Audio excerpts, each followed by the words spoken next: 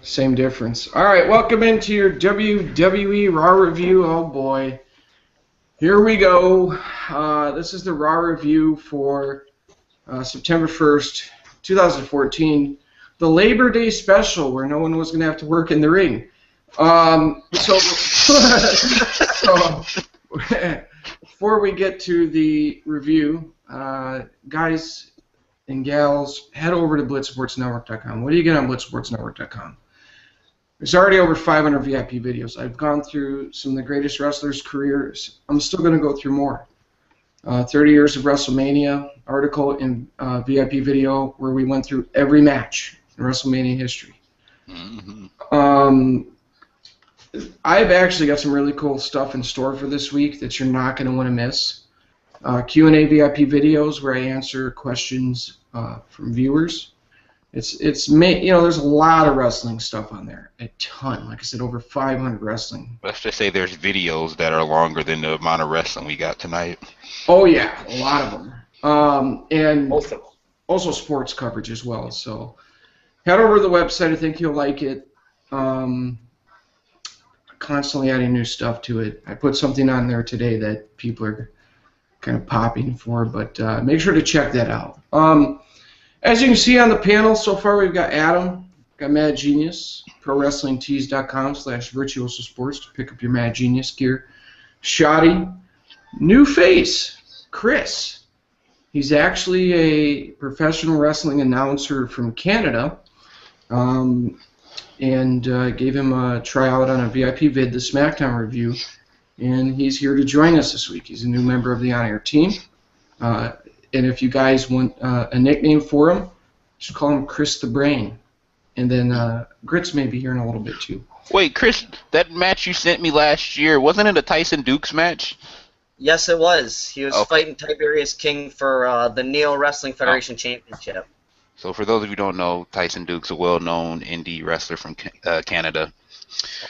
And Chris has called his matches. Yeah, he's called some of his matches. So, all right, so let's get into it. Before we get into the particulars of Raw, I will say that we will be talking about a lot of talking.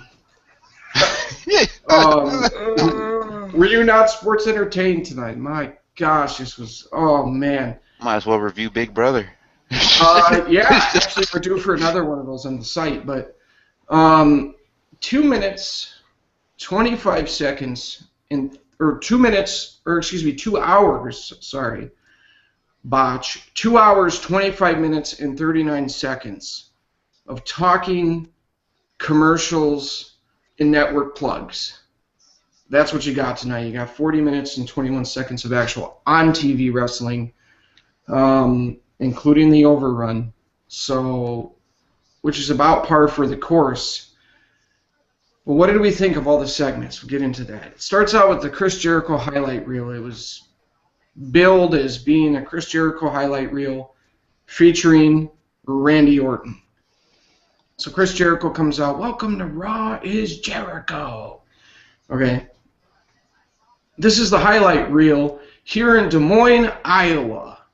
And he says, "I love those cheap pops." He says it's Labor Day for hardworking women and men like yourselves. Give yourselves a round of applause. He says his guest hasn't worked a day in his life. He's been handed everything in the WWE on a silver platter. John Cena! Oh, no. Oh. About Randy Orton. And Triple H comes out with Kane, Seth Rollins, and Randy Orton. Jericho tells Randy that he was expecting him to come out by himself. He didn't expect him to come out with his law firm of Sellout, Stuck Up, or Suck Up, and Schnoz, referring to Triple H's big nose. So Kane says, he says, he's the director of operations, let me remind you. Oh. And Triple H says, "Look, this is Chris Jericho," like sarcastically, and says Jericho never grew up figuratively or literally. Oh, he's short. Mm. Oh, wow. Triple H. Yeah. Ooh, get the ether repellent out. Triple H said he'd love to stand there and swap insults with Jericho. Jericho would crush him. He says he has important business to take care of. Jericho says, "You're right, Hunter. I'm a little guy. You don't conduct important business, though, in the ring unless your wife is being put in jail." Ooh. Wow. Killing it. No, man, this was already exciting. Triple H said, "Jericho, you should be more concerned with thanking me than coming up with witty banter, because as much as I would love it, that scarf is just a treasure trove." Oh, these guys were going in on each other, you know. And then Jericho interjects, "At least it's not a pink tie." Oh. Yeah, Damn, it's getting personal at this point. It's getting very aggressive. You're right, Shotty. It was, and the PC police said that was homophobic. How to put the kids to sleep, man. Yeah, definitely. Triple H responds, "It's Violet, Nimrod." Yes, we are reviewing this right now. And Triple H tells Jericho he should be thanking him for making it the most historic highlight reel in history, because, you know, look, I've been reviewing the match at SummerSlam between John Cena and Brock Lesnar, and what this has to do with Jericho, I don't know. And he says he's been listening to the experts reviewing the commentary from the Hall of Fame panel from last week. He says he's watched the match between Cena and Lesnar over and over again, and wait for it, you know it was coming. And he says all of you can watch it too, by the way, on the WWE Network for only $9.99. Yeah. He says in watching it, he's come to the conclusion that it might not be best for business to have a rematch between John Cena and Brock Lesnar. Oh, okay. He says he's contemplating naming a new #1 contender for Night of Champions. And then Jericho interjects, "Let me get this straight. You can get the WWE Network for only $9.99? You know, putting these in promos, to me, it's just my opinion. Some of you may find it be cute or whatever. To me, it takes away from what they're talking about. Shut the fuck up. I mean, we see the net. At this point in time, if anybody watches their product that doesn't know about the network, I mean, there's new people. They could find out through a commercial. Run some fucking commercials. I don't need Triple H and Chris Jericho plugging the network during a promo. You know, it's already bad enough you got to sit there and listen to these schmucks talk, and you don't get to see fucking wrestling. You know, and then, "Oh, Bruce, you're too negative, blah, blah, blah. Oh my gosh, blah, blah." I'm giving my opinion, okay? I want to see some fucking wrestling. I look forward to the pay-per-views more than anything, because I know we're actually going to finally get some wrestling out of the WWE. I still hate. Not sports entertained. Are you not sports entertained? Shut the fuck up and wrestle. I still hate the letters WWE. I miss WWF. I hate the E. Fuck the E. World Wrestling Entertainment. Fuck that. It was the World Wrestling Federation. You know, when it was about championships and stuff like that. Nowadays, it's just, man, it's so bad. But Jericho continues on to say, second of all, even though he's granted Cena the rematch against Brock Lesnar, what, now you've changed your mind? Just get to the fucking point. He says, who are you going to give it to now? And then Randy Orton interrupts. Oh, here we go. Here's Captain Charisma. Orton says there's only one man in the arena who can beat Brock Lesnar, and he's a 12-time champion, a third-generation competitor, blah, blah, blah, blah, blah. The most vicious superstar in the locker room. Well, you know, the first two things, he's not talking about Lesnar, but that last one, you would think he's talking about Lesnar. He said, by the way, I have earned everything that I've gotten. He has. He's put in the work. He's been over-pushed at times, though, no doubt. And then Kane says maybe it should be someone who digs up a certain mask and opens the gates of hell and unleashes, again, for the 50 millionth time, and unleashes a demon on the beast incarnate. And everyone went, oh, Kane's talking? Oh. You know, nobody fucking cares about Kane. And then Seth Rollins interjects and he says, so maybe, and there was a huge pop because he's right there near his hometown. He says the future has already arrived in Mr. Money in the Bank himself. He says he took out Dean Ambrose and has become one of the most intelligent and dangerous superstars in that locker room. And then Jericho says, or maybe you should give the chance to a 6-time world champion and the first undisputed champion in the history of the business. Y2J, the Ayatollah of rock and roll. Oh, and then Cena's music hits. Oh, yes. Oh, here comes John Cena.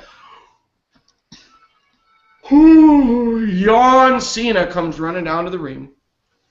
Literally, this motherfucker has got merchandise hanging off every limb, and it looked like some hanging out of his ass, but he's trying to walk like he's all serious, like, oh, I'm here to find me business. Here comes fuckboy Buckethead. And he's seriously going to fuck someone up because he's focused now. I'm sure that wasn't Michael Cole hanging out of his ass. Might have been. Yeah, rumor has it that was Michael Cole. But he didn't even do the salute. You knew he meant business then, you know. Oh. John Cena means fucking business. He didn't even talk to the cameraman. Yeah, I'm here to, mean business. But, and by the way, when John Cena walked to the ring, all of the charisma in the stadium collectively died. It instantly fucking died. But Cena takes his hat off, and he's like trying to scratch his head, and he's trying to sell outrage and anger. Once again, horrible acting. But Cena looks at Triple H and says, "What the hell are you talking about? Just because your best friends Ric Flair and Shawn Michaels don't think I would beat Brock Lesnar, it doesn't mean I can't, and it doesn't mean I won't." Wow. Wow! World class action. This guy's on fucking fire right now. And then John Cena wasn't done. He wasn't done. He said, "Funny, those same two guys thought I could never beat you at WrestleMania 22. Cena got booed. And then he says, "But you tapped out. Burn." Let it burn. Cena says if you don't remember that, you can go back and watch it for $9.99. Again. We know. We know. I mean, it makes it look like these schmucks aren't even taking it seriously. You got this fucking jamoke running out there, the walking billboard. Whatever. Cena says he doesn't care. We know this. Well played. He doesn't care how many times he watches SummerSlam or how many legends he talks to. He's talking to Triple H. "I invoked my rematch clause, and Triple H, you authorized it." Like, when's Barney Fife gonna come? I mean, come on, man. Next, Cena says he'll take Triple H to court and sue him for every penny that he has. Oh. Let me say that again. Next, John Cena tells Triple H, this is riveting shit, these guys are tough, that he's going to take him to court and sue him for every penny that he has. And Cena says, and then I'll be this was ridiculous, I'll be COO, and I'll fire you, Triple H. That'll be my first order of business to tell you that you're fired. Dude, first of all, your fucking Vince sucks. His Vince impression sucks. But, I mean, honestly, in all honesty, just keeping it 100 with you guys, the believability of this was off the charts. They had me at the network plugs. I mean, I knew it was a serious fucking exchange when they started plugging the network, but no, it sounded absurd. But Cena says the rematch is happening. And at Night of Champions, I won't just beat Brock Lesnar. I will beat Brock Lesnar's ass. Oh, yeah. Oh, man. And everyone sat there going, huh? You beat Brock Lesnar's ass? Are you fucking high? But Triple H says, wow, this is where you're at with this. You're going to sue John Cena? That sounds like a new t-shirt. Wouldn't be surprised if they put it out tomorrow, by the way. Yep. He says, hustle, loyalty, respect, and lawsuit. This was so fucking stupid. And then he continued on and said, you're so blind at an opportunity for redemption that you were threatening lawsuits. And at this point, cue up the Let's Go Cena, Cena Sucks chants. With the soccer moms and kids chanting, Let's Go Cena. Sorry, I had to. And the grown-ass dudes rejecting him. And ladies. But Triple H is like, this is exactly what I'm trying to protect against. And then he says, John doesn't understand it, but I know what my damn job is. And I know what being the COO means. And it means no matter what I do, it's best for business for the WWE. Every single day. And then he says, he's the first to admit that he doesn't think John Cena as the WWE World Heavyweight Champion isn't best for business anymore, which finally a true statement in this whole thing. He says Cena's career ending at the hands of Brock Lesnar at Night of Champions isn't good for business at all. And the whole time I'm sitting there, I'm trying to type this shit. I'm like, I gotta fucking transcribe this stupid shit. Oh my gosh. And then Seth Rollins is like, let me have the rematch. What's the worst that could happen? You know those old movies where it's got the text up over the screen and it starts playing the music and all of a sudden the guys are like walking fast? I mean, that would have been more entertaining than this shit. The vaudevillains would be more entertaining than this. I fucking hate the vaudevillains. But Seth Rollins is like, let him have his rematch. What's the worst that could happen? And then he's like lifting his briefcase and he says, there's always a plan B. Whew! Plan B is a cash-in. They're not getting somebody pregnant, people. This is fucking professional wrestling. Yeah. Shit. No, this is not professional wrestling. This is like unprofessional talking. It was terrible. And then Randy Orton says, Seth is right. Give John his rematch. He's earned it. The fuck is this? I don't know. I don't know. None of this made sense. And then he says, but I want the winner. Go ahead. What's going on? Even the heels are sucking Cena's cock now. Oh, that's how you get further with Vince. Yeah, that's how you get Legends contracts. That was a side swipe. And then Orton says, I want the winner one-on-one for that championship because I never got my rematch from WrestleMania way back. Gosh, I can't believe I'm still sitting there. Well, didn't they mention his rematch was the Money in the Bank match? I thought it was, yeah.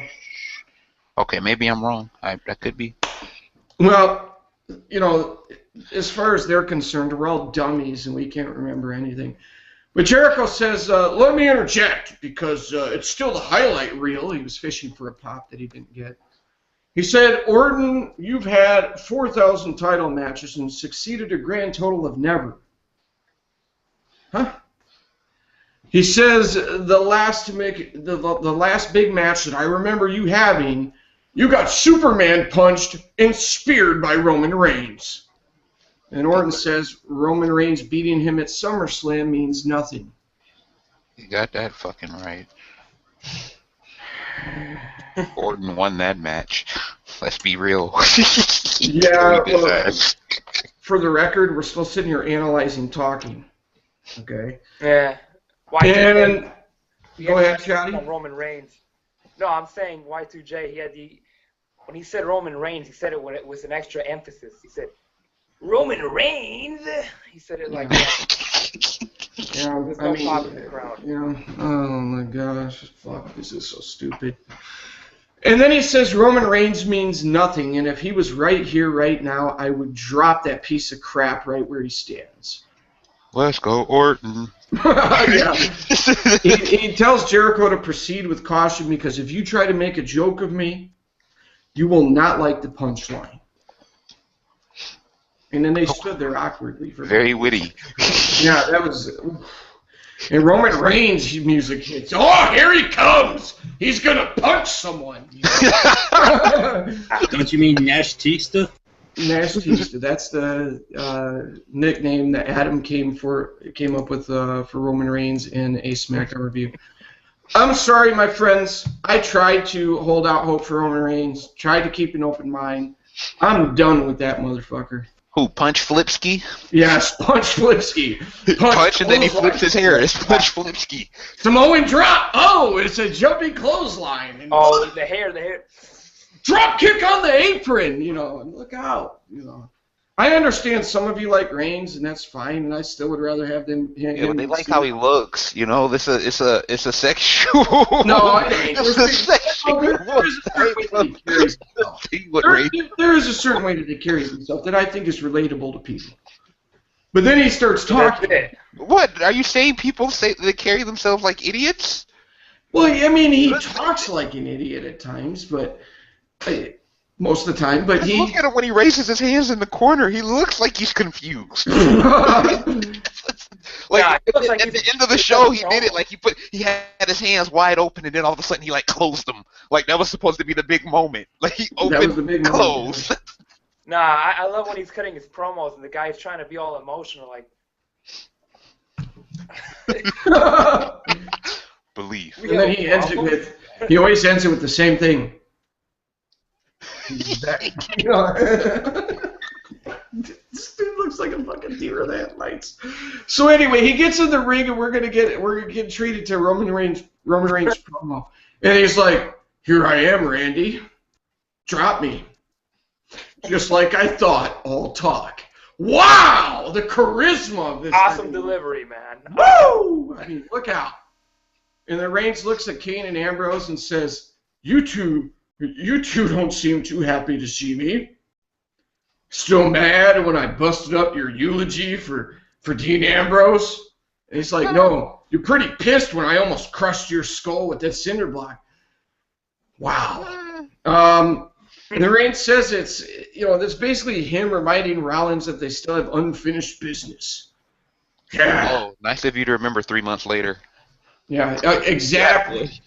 I brought that up in one of the reviews on the site. I said, what the fuck? Now all of a sudden he remembers, And then, speaking of confused, this guy still thinks he's in the Shield, for the record. I mean, honestly, if I want to be a dick about it, he's still coming out to Shield music, Shield vest. Fucking Dean Ambrose and Seth Rollins went out and got themselves new theme songs, new gear. This motherfucker's still coming out like he's in the Shield. He is the Shield. He even still wears the Shield colors, the black and the blue. Nothing changed. I can't. I mean, at first it was like, yeah, he's athletic. He does things, It's like, yeah, he kind of carries himself like a badass and shit. And then after seeing the same thing for however many umpteen months now, it's like, all right, that's it. I can't fucking take this guy anymore. Wait. Okay, here's the question I was going to ask you off the air. Oh, here we go. Oh, okay. Shit. He's putting me on the spot for the records. So. Now, obviously, I think I already know where your answer is going to be, but, seriously consider all the factors. The athleticism, the look, the charisma, the mic ability. Is it safe to say Roman Reigns and Mojo Rawley is a legit debate now? No. Hell no. Bro, Mojo Rawley is fucking garbage. Okay, no, let's really break this down. Reigns is obviously a better worker, which doesn't say much. I will say Rawley's athletic. Since you put me on the spot, I'm gonna piss you off. Watch. Roman Reigns is still better than Michael Elgin. Now you're out of it. Easy. I wouldn't go that far, Bruce. Now you're really out of it. Still, Elgin will wrestle circles. You want to talk around about Roman John Reigns Cena every fucking day of the week. Jr.? You want to talk about John Cena Jr.? That's Michael Elgin. Elgin will wrestle circles around Roman Reigns. He may be, but he still fucking sucks. He cuts better promos than Roman Reigns, and Elgin's not even a good talker. Okay, let's go back to that last pay-per-view again now. Yeah, that's how he was booked, though. Okay, I don't like the way he was booked, but he's superior in every aspect than Roman Reigns outside of the look. I do not think. I honestly don't think they end up pulling the trigger with Roman Reigns. Dude, the crowd is not behind him like they were. People are waking up to it. They're like, okay, this guy does a fucking apron drop kick. He does a jumping clothesline. Ooh, here comes. That's what I'm saying. Out of the big guys, what makes him so impressive when you've seen Luke Harper doing outside, doing. Luke Harper. Hold on. You could sit there and say the look doesn't matter. If the look didn't matter, okay, Henry Godwin would have gotten more of a push as a single wrestler. But what I'm saying is, the thing about Roman Reigns was that he was a big athletic guy who can do all this stuff, but when you have a guy like Luke Harper who's bigger than him doing more athletic stuff, it makes the athletic stuff that Reigns does a lot less impressive. Okay, who's the WWE's target audience right now? Who would you say, based on their product, who are they targeting? Kids and women. Shit, I don't even know if they're targeting them anymore. No, they clearly are, and there was themselves. That's who they're targeting. Well, yeah, but kids and women. They want soccer moms to bring their kids to the show. Kids and women. Roman Reigns is marketable to them. Of course I get the marketability point, but I'm just saying, when you see Harper do the shit he does, what Reigns does looks a hell of a lot less impressive. A lot. Reigns does an apron drop kick, and then you have Luke Harper, who's bigger than him, doing fucking the Eddie Guerrero springboard senton and tope suicidas and shit and hurricanranas. Huh? Yeah. Yeah. What? Or as opposed to the John Cena self powerbomb Rana. But Guy, yeah. he can't be related to The Rock, man. There's no way. There's no way he's related to The Rock. There's none. No.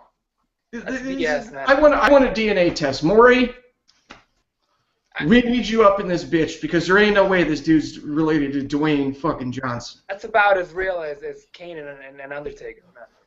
It's not. Yeah, there's no way. I mean, fuck, man. No. I see why some people like him. I get it, man, genius. I get why. I get why some people like him, but to me, he's ass. I know. From a wrestling standpoint, he's garbage and he has no charisma. It's like. He's not mic skills either. Like, literally, there's nothing good about Reigns. Yeah. Except the look. He has nothing good.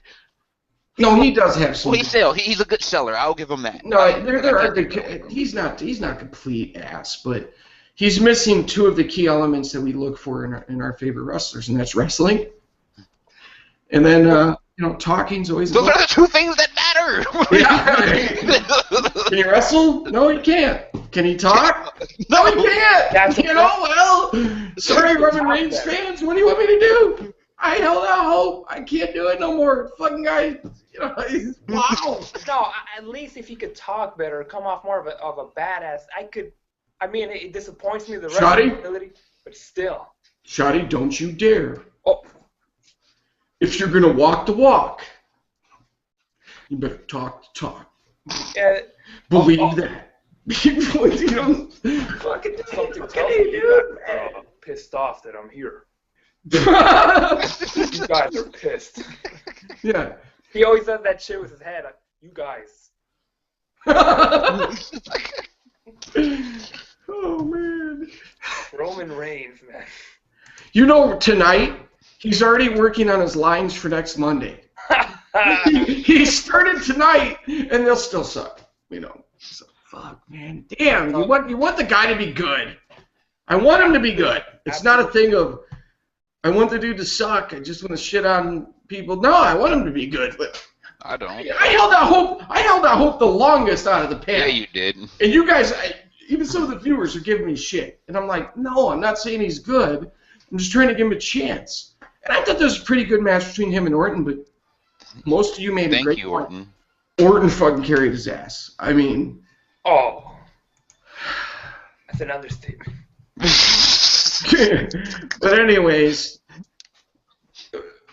Roman Reigns continued to say that, the business is about the WWE World Heavyweight Championship. And he says, my name belongs in that mix. And did anyone catch the reaction from the crowd like, oh, yay, yeah, okay. like no. Golf claps, man. Yeah. I can make a completely inappropriate statement right now, but I won't. Sometimes the filter hits you, In fact, I'll text it to you guys in the chat.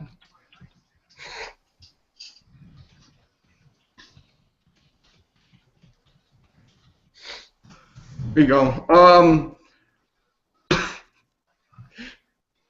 All right, so moving on. Yeah, that wouldn't work. So Triple H says it. Distracted.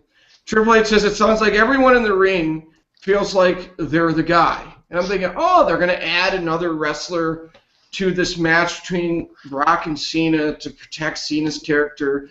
Because, again, I'm not going off any scientific study, but I honestly believe that a good percentage of John Cena fans believe the kayfabe.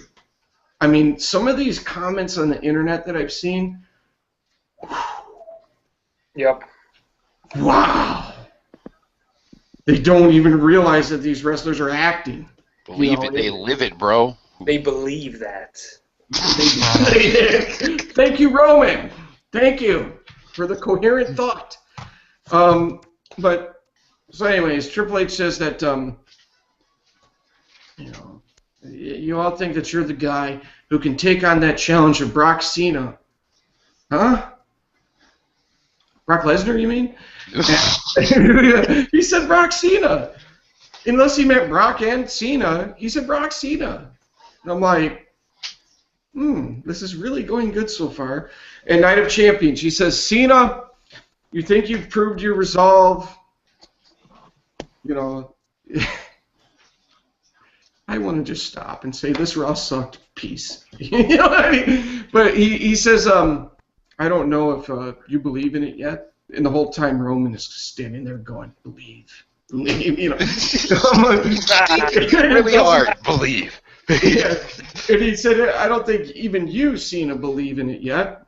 And Roman believed that, you know. And he said, Roman Reigns didn't really say that, but he says, I'll give everyone in the ring an opportunity to prove themselves tonight, and we'll see who stands tall. John Cena, Chris Jericho, Roman Reigns. No way! John Cena in a main event? No. The 10 moves of doom have finally formed. Explain to people what you mean. Oh, Roman Reigns and John Cena, you know, each have 5 moves of doom. You know, shoulder tackle, suplex, 5-knuckle shuffle. That makes 10! That makes 10, yeah. My math is right. So, yeah. They should run with them as a tag team. So, yeah, oh, gosh. Yeah, but anyways, believe in hustle, team respect. But, they're going to take on Seth Rollins, Randy Orton, and the Demon Kane. I'm like, the Demon Kane, he's going to put the mask back on? What the fuck? And he said, let's see who can earn their spot, who can prove it. And Triple H is like, I'll sit right there and I'll be watching. Damn it. So then Rollins goes to attack Reigns. Reigns ducks and, wait for it, hits him with a punch. Ooh. Yes. Ooh. And then Rollins leaves the ring. By the way, Roman Reigns' punch on The Miz. Not going to talk shit about that. But he throws the briefcase at him in the aisle. So let me get this straight. It took you 18 fucking minutes. 18 motherfucking minutes to book a 6-man tag team match? It took you 18 fucking minutes, WWE, to get across to your viewers that you're going to have a 6-man tag team match. Are you fucking kidding me? Unfucking believable. Hey, but at least they didn't cut the commercial break. Yeah. Because they weren't wrestling yet, so they're not going to do commercial break during their sports entertainment. 18 fucking minutes to tell us we're going to have a 6-man tag. Newsflash. 6-man tag team matches in the main event are pointless. 18 fucking minutes for a pointless 6-man tag team match. Are you fucking kidding me? This is why we wanted to go to 3 hours. This is why. Absolutely. Oh, we're going to 3 hours. We'll have more time for more wrestling. Wait, could you just imagine, like, the meeting when they decided to make Reigns the guy? There, I have him. I have the next guy after Cena.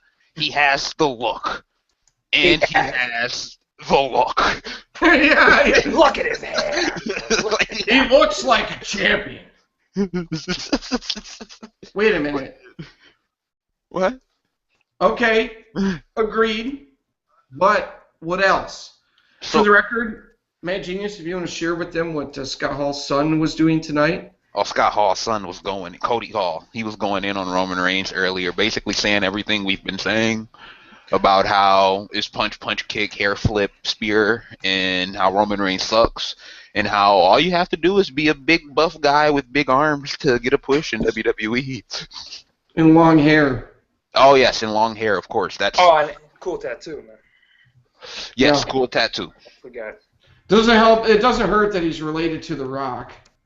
No. You said it doesn't help? Or it doesn't hurt. I at first I said, Sure as hell it doesn't help him, because he ain't getting shit from Rock. I'm gonna say it again. Maury Povich, we want a fucking DNA test. We don't need one. Just look at him in the ring, man. Yeah. Christ. All right, let me turn it over to the boys. You guys have it for a couple minutes. You know, I want to say something. Right when right off the bat, the heel commentator JBL, supposed to be the heel commentator, and he is, unless he's talking about Cena. I like when he said, quote, Y2J always sucks up for a reaction. He followed it by saying, look at him out there begging for admiration. I'm bored already. And it kind of confused me. I don't know if I think he meant to talk about Cena. Very ironic that he said all that. Always sucks up for a reaction. But anyways, we'll get like 5 network plugs in this promo. When guys are pissed off at each other, I'm sure they're not advertising, all right? I mean, I know guys that sell, crap like, I'm not even going to mention it, but you don't see guys coming out and saying, you know what, you can kiss my ass. By the way, purchase this. No, you don't see that happening. So that always takes away from the promo. Cena comes out trying to be angry. Cena comes out, I'm Cena. I'm angry. All right, and at least Triple H looks somewhat intense, even if it is repetitive. At least he looks somewhat intense. But Cena comes out with the same old garbage. The guy's just corny and just a corny punk, and nothing's believable from this guy. And then the Y2J. You see, it's funny, not only do they plug the network and their own crap, now they're plugging other wrestlers. When Y2J says, yeah, well, Randy Orton, you lost to Roman Reigns. The way he said it, though, he got all pumped up. It kind of made me uncomfortable. I wish he would have just said it and that's it. And then Reigns comes out and he doesn't get much of a pop anymore either. The guy's losing steam with the guy. I wonder why. He's such a charismatic figure. Because they don't have a real plan for Roman Reigns. Their plan is just to put him out there for people to look at him. That's it. Literally. He does his little punch and then he does a little hair flip. I mean, I'll be honest. I don't hate the guy, but, it's not going anywhere. And the only guy that saw it since day one, saw right through the BS, was Mad Genius. Isn't that right? I wasn't. Yeah, I mean, go back to the podcast, the night they debuted at Survivor Series, and I was pissed he was even in the Shield. But I don't hate Roman Reigns personally. From all I know, he's a pretty cool and nice guy. But Roman Reigns as a wrestler, fuck him. He's not entertaining. I can literally go through a list and come up with over 20 names of people I'd rather watch wrestle than Roman Reigns. I can go down the list and probably find 10 guys in developmental I'd rather watch alone. And shit, is that really the guy you want as your top guy? You know who Roman Reigns is? He's a supporting actor. You know these movies with the big Hollywood stars and they've got a team of guys and you got the big dumb guy in the back? That's him. He just needs to play somebody's bodyguard role. He wouldn't have to talk, and all he would have to do is throw like one punch to protect the guy he's bodyguarding for. Like that's his perfect role. There's no excuse. By the way, he did throw a hip toss tonight, but there's no excuse for this guy to not be better than he is.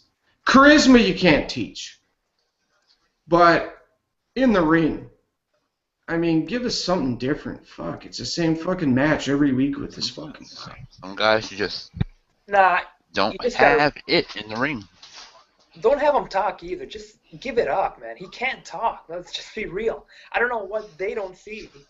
Well, I'll tell you what. These are the same people that have the Bellas going out and have these long 20-minute promos or whatever. So I guess I can understand why they wouldn't see the talent. They don't see the talent in anybody. But give it up, man. The guy can't talk. That's not a diss. It's just reality. He can't talk. So don't have him do it.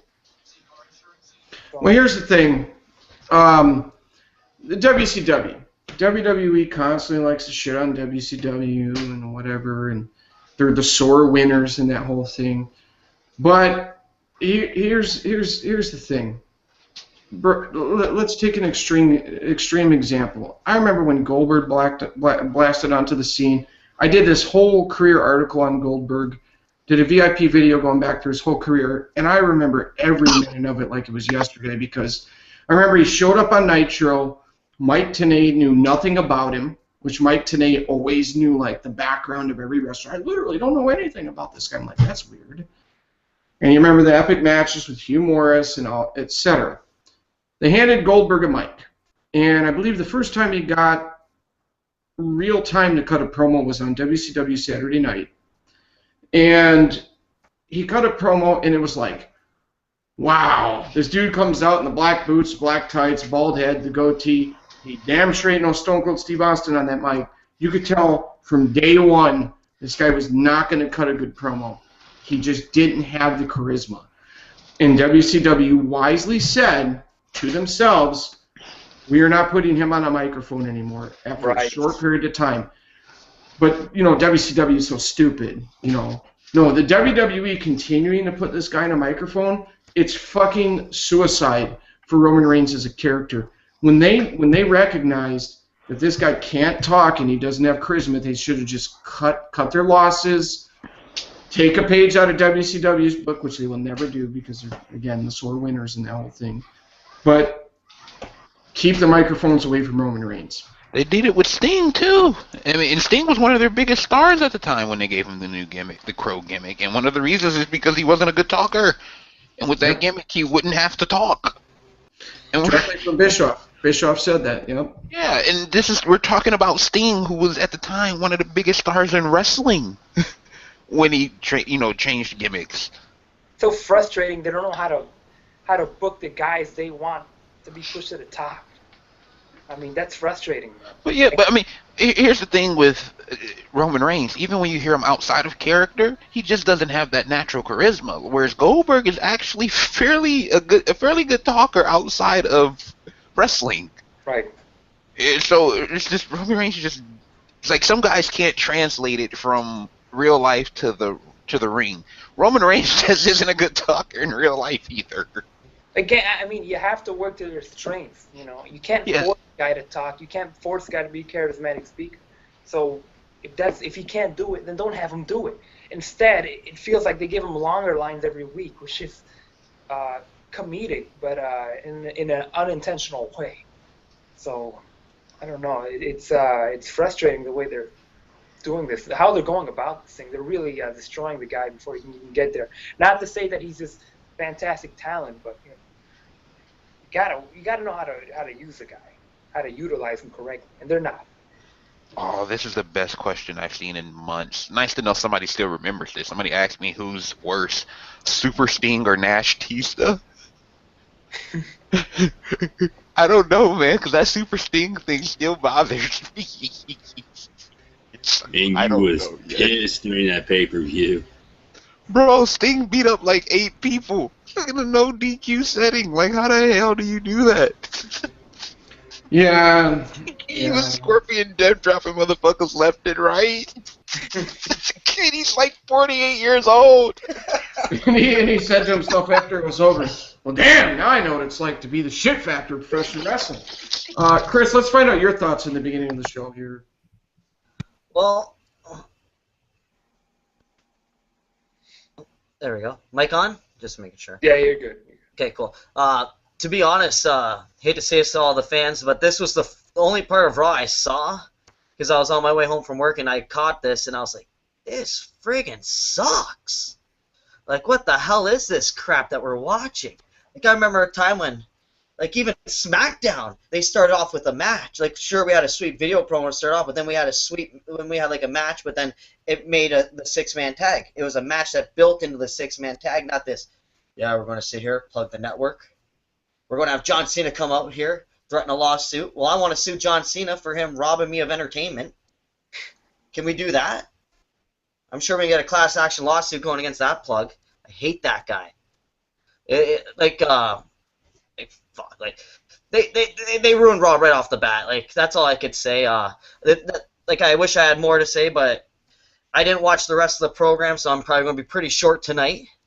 But fuck, that they just ruined everything. Like I don't know where. Like Kane, who gives a crap about Kane? Mask on, mask off. Like, what the hell? Like, it's ridiculous. I'm going to give it up to the next guy because I'm sorry. It pissed me off so much, and it was just brutal. Sorry, guys. Yeah, this segment just straight up fucking sucks. I thought the best part was Jericho, and that's it. I think he had the most talent in that fucking ring. You know, I would take Chris Jericho MG over Seth Rollins at 43 years old, dude. On the mic, yes, but not in the ring. In the ring, dude. In the ring. In the ring, I'm not taking Jericho at this point in his career. Prime Jericho, yes, but not at this point. That's a match they should set up, though. I wonder if Triple H will come out and talk shit about the WWE's own fans next week. Because they wait until next week when you probably get it this week. Yeah, well, because, I mean, you had wrestlers, you had fans, people were just all over Twitter burying the WWE, but I think, to quote Bobby Roode, which was a reason why I titled the video what I did, to quote Bobby Roode, "What the fuck am I watching?" So, yeah, so moving on.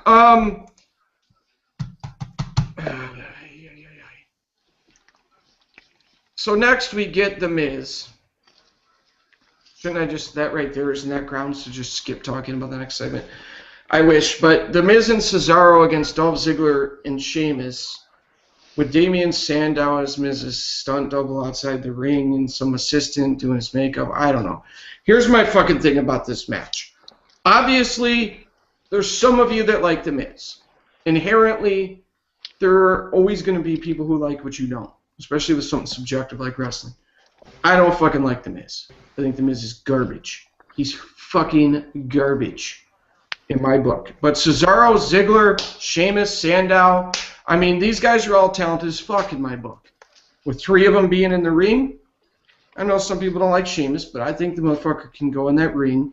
And then with Sandow, with the whole persona and everything that he does, very talented guys.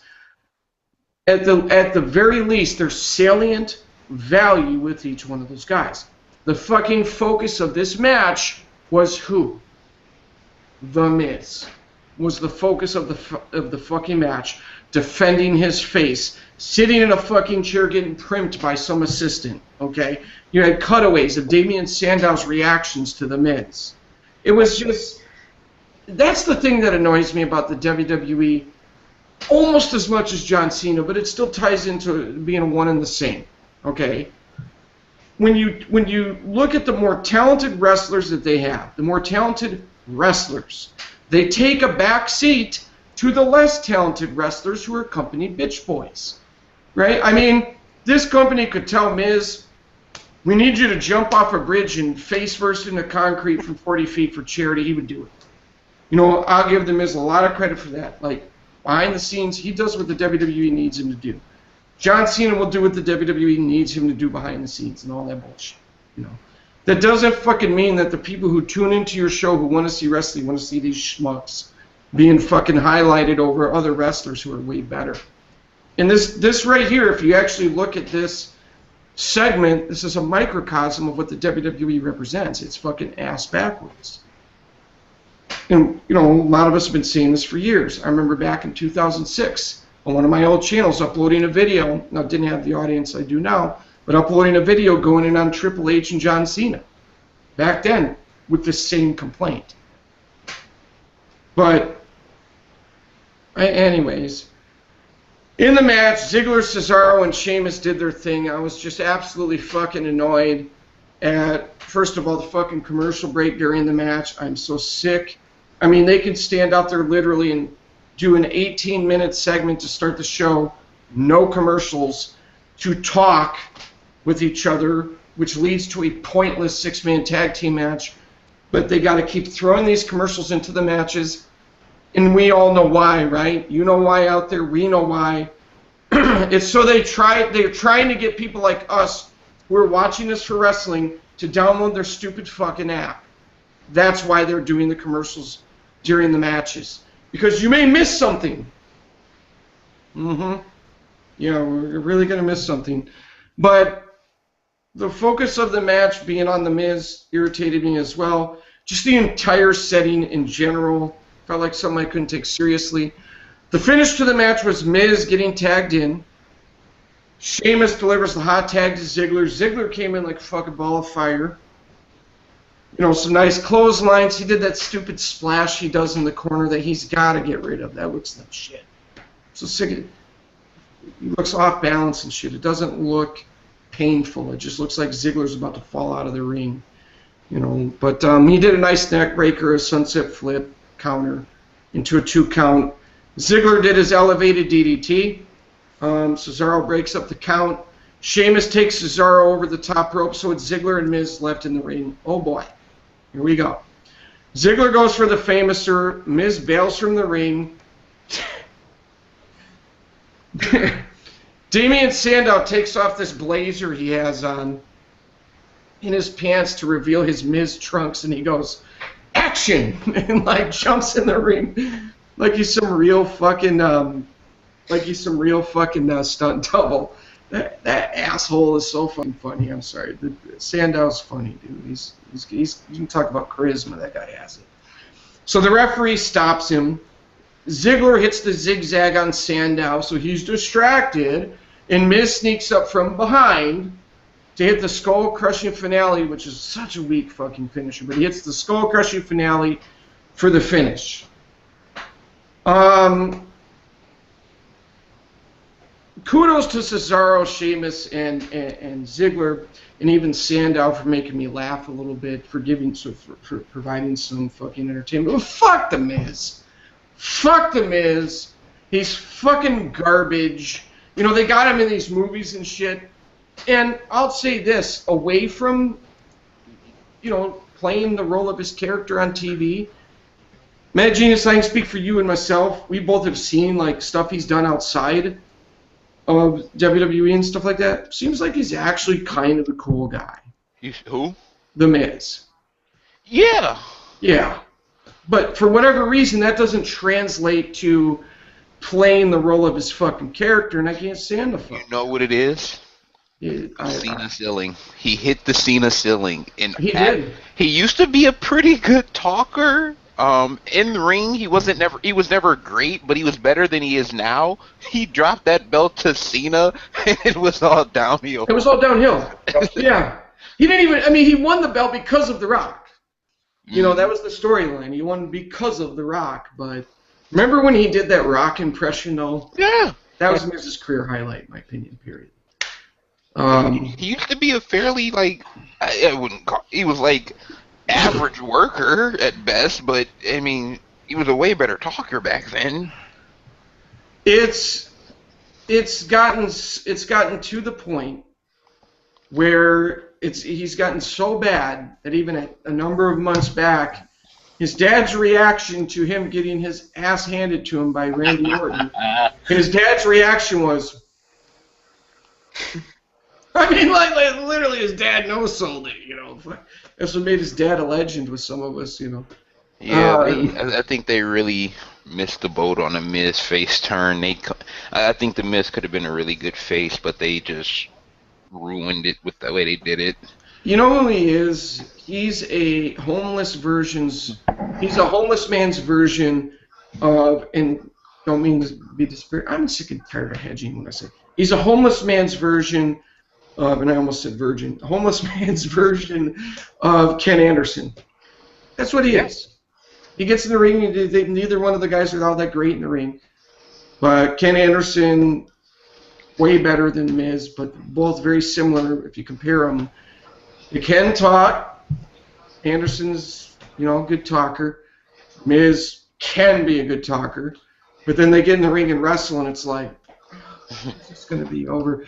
Can Ziggler feud with Cesaro or something? Yeah, some better matches. I got to give Sandow a lot of credit, though, because as terrible as it is, and as much as I hate to see him in these roles, he still makes them funny. He does. Because the night they were in Indiana, and he came out as, well, they were in Miami, and he came out as Lance Stevenson.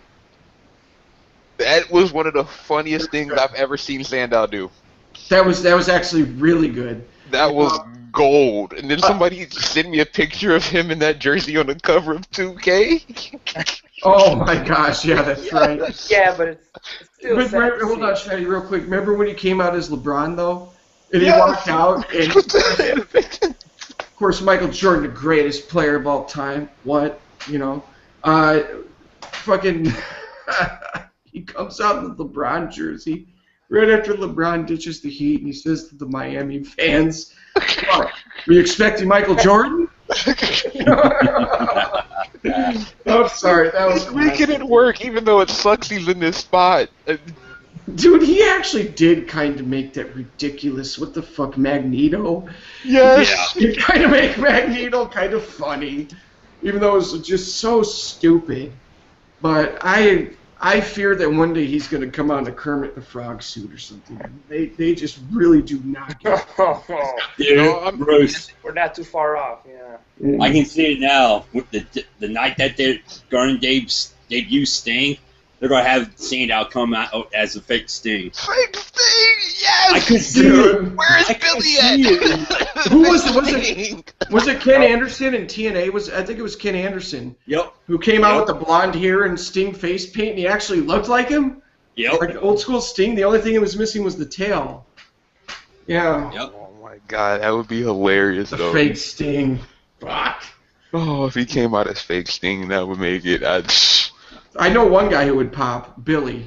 Yes. Billy would definitely pop for that. And it's crazy because you can tell this is totally a Vince McMahon calling Sandow, because I know Triple H is a big fan of him. It's just They sad to see. They were trained by the same guy too, so they're like really, they know each other really well. Let me have a little moment to talk directly to you watching this video. We all look at Vince McMahon as one of the icons of the professional wrestling business, right? You know, he had the whole he's had memorable on-air segments, the Mr. McMahon character. But Terrace. yeah, what I do? Yeah, I like how he tried to stand up after he did it, and he just sat down on the ropes. Oh, the Vince and the fucking Donald Trump Battle of the Billionaires thing, all that stuff, right? As soon as Vince walks out, people start bowing to him. And these are the same people who fucking hate the show. They're like, fuck Cena, fuck this. You know why this show is what it is now? Yeah! That's why. Let's not forget that. That ultimately the buck stops with that guy, and the show is what it is and has become what it's become because of him. So if you're at a live show, before you start bowing to him and blowing him and all that bullshit people do, just remember, this is the same guy who picked, John Cena as the guy. Shout out to Shane Scher on Twitter for resending me that picture of Sandow on 2K. Oh, that's what's up. It Yeah. looks like a legit cover though. It's good Photoshop. Who's that guy he picked? Who's the guy McMahon picked that turned out to be a bust? Drew McIntyre. Yeah, look at Lex, yeah! McIntyre wasn't a bust because of McIntyre though. He's a bust because they lost faith in him. No, I went nowhere. He just cut a really nice promo in the Indies. I don't know which indie fed it was. Evolve. I Yeah, believe. that was good. I saw that. I've always been a Drew McIntyre fan. He's just he was just underused severely. I mean, 3 You MB. think? Well, don't worry though, Drew. Drew McIntyre, Jinder Mahal, don't worry about it. The Wyatt's got your spot now. Yeah, he just took the Evolve title off of Fat Hero. I can't even call him Chris Hero. I can't even defend Chris Hero anymore at this point, Bruce. The dude has just put on so much weight. I just call him Fat Hero out of instinct Dude, now. he's gotta feel just fucking dejected about what transpired with his career. Yeah, but I've never seen a balloon like this. Never. He Man's looks like drinking fucking some Santa Steve Claus, Weiss, bro. you know? What can you do? No, I'm not defending. That might be the last. Looks like he hasn't hit the gym in 3 months. Like he's just eating. Hold on. Are you sure you weren't actually watching a Kevin Steen match?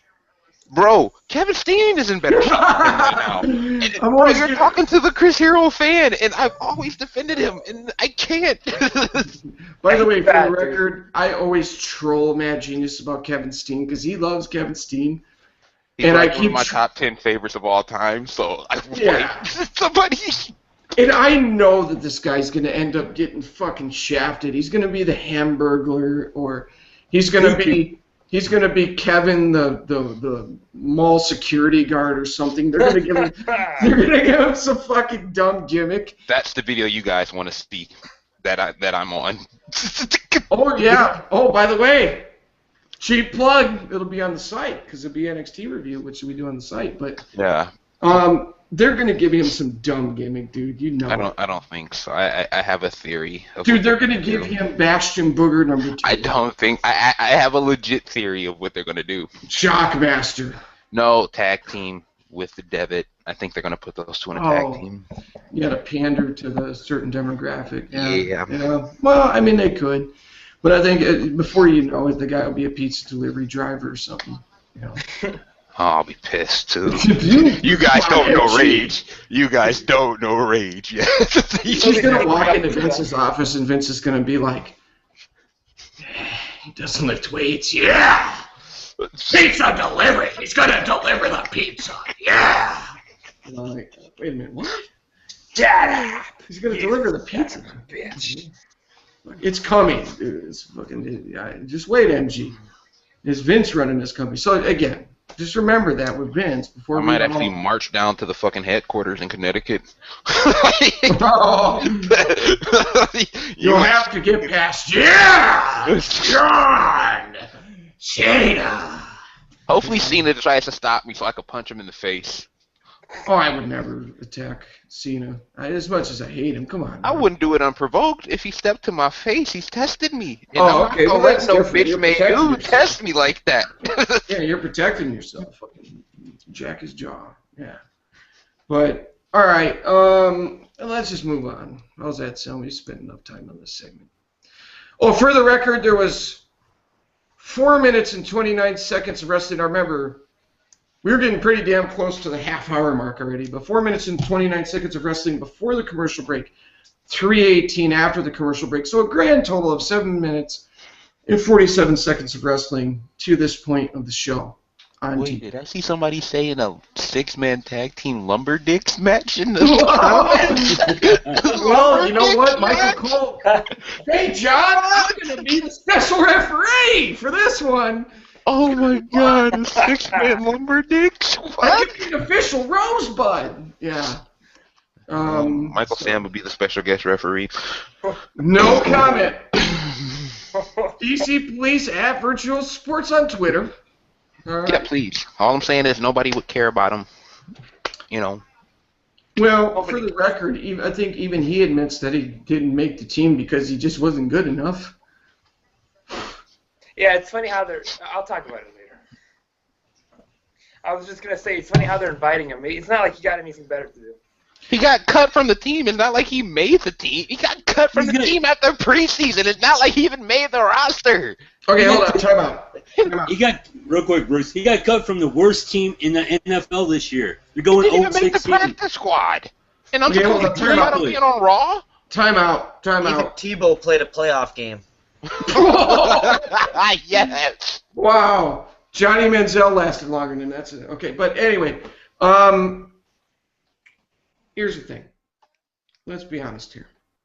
If TNA, or if this was back in the day and WCW did this, what would be said about TNA or WCW if they brought in a Michael Sam, or if they sent out an invitation to a Michael Sam? They're desperate. Wow, how desperate is that? First of all, I would venture to say that people who don't watch ESPN like myself, I don't fucking watch ESPN.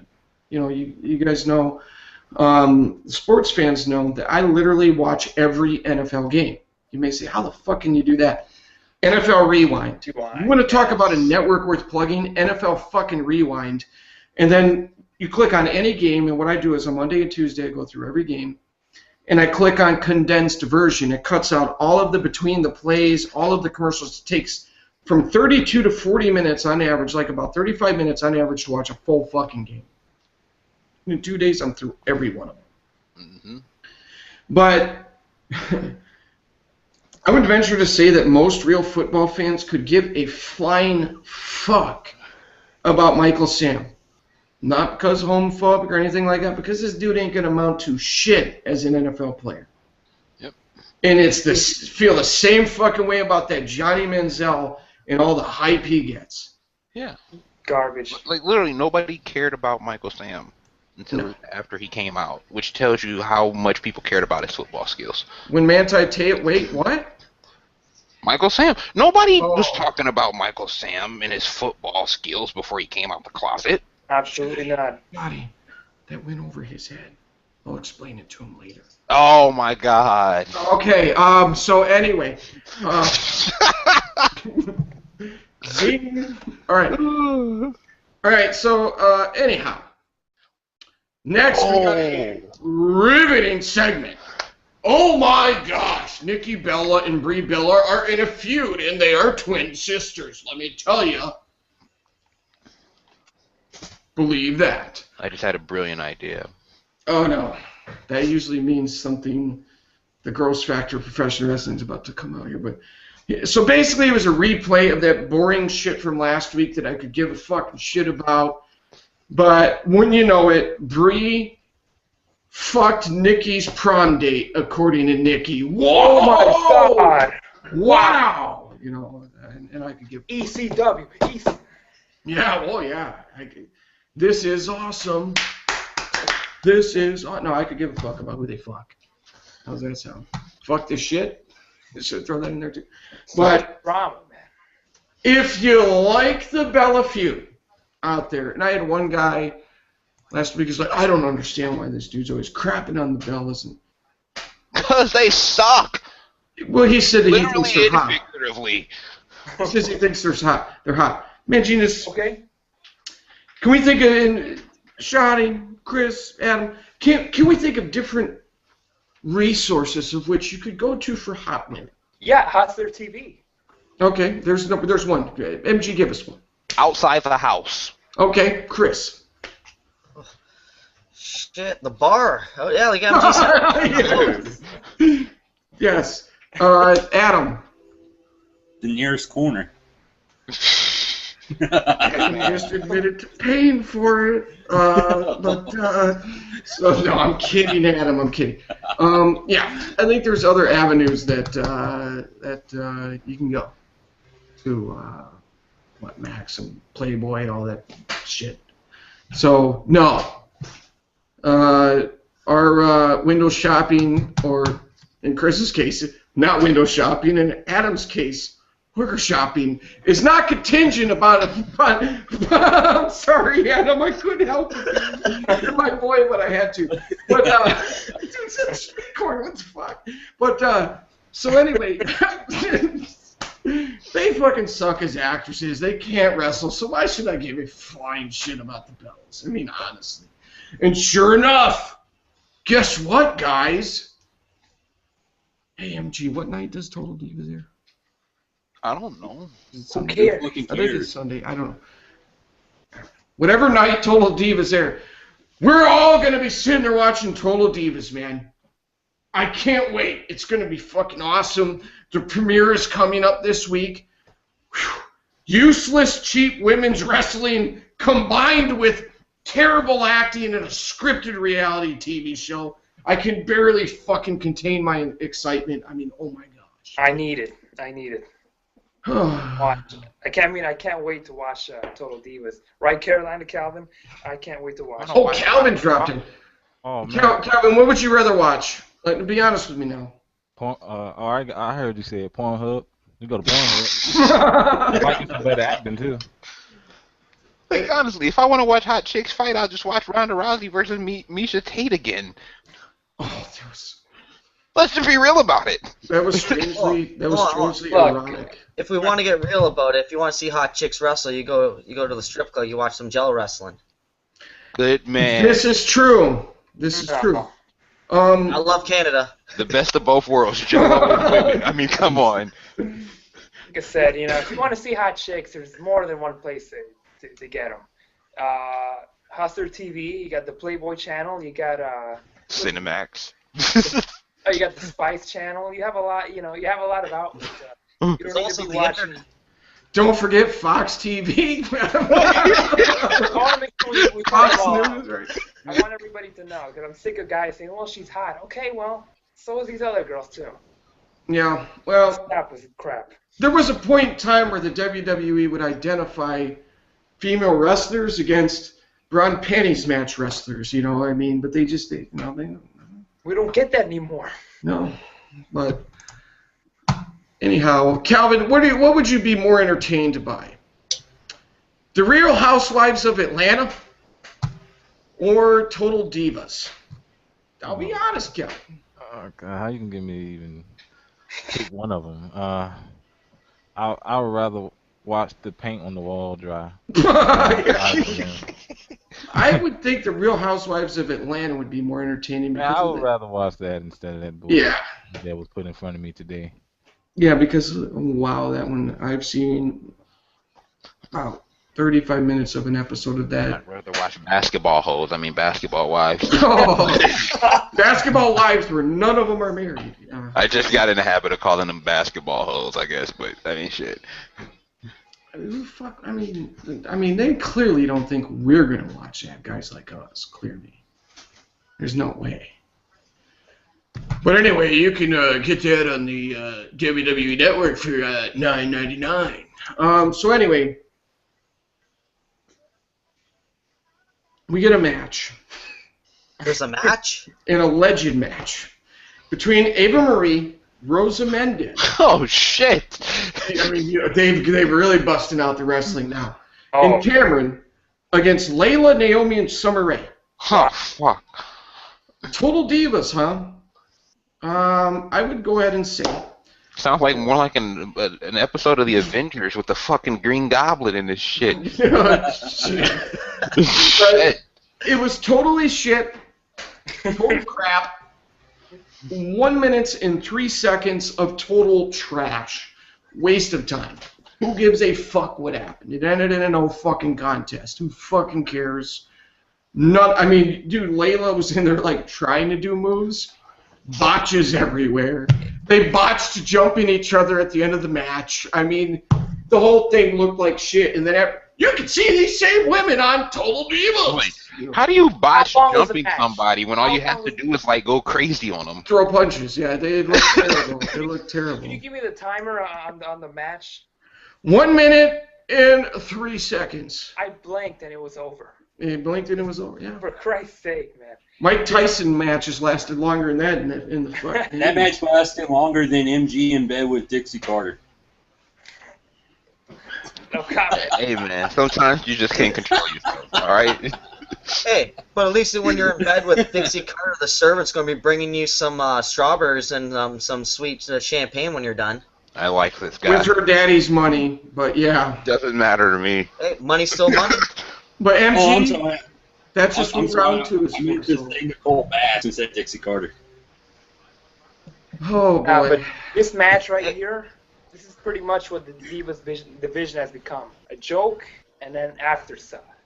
Yeah. That's what it's become. And, yeah, but like I've been saying this for weeks and for years now, actually.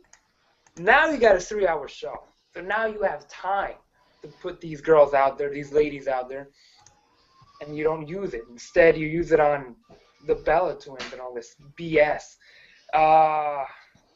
Well, wait, come on, Shotty. It was a serious segment that needed to be taken seriously because Bree slept.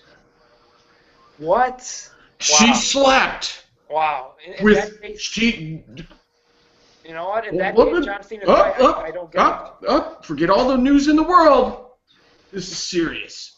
We need Wow. President Obama to make a statement about this because Bree slept with Nikki's prom date. it. Oh, it's going to be all over TMZ, man. Wow. Fuck. It's But, fucking scandalous. She's so scandalous. I mean, Wait, come which on. prom date? I'm pretty sure she had about 5 of them. Wonder why they call you a bitch. Nah, but Temptations, you know. Wow. it's I'm telling you, man, get rid of the divas, man. Just get rid of them. To the At this divas, just point- keep your head up.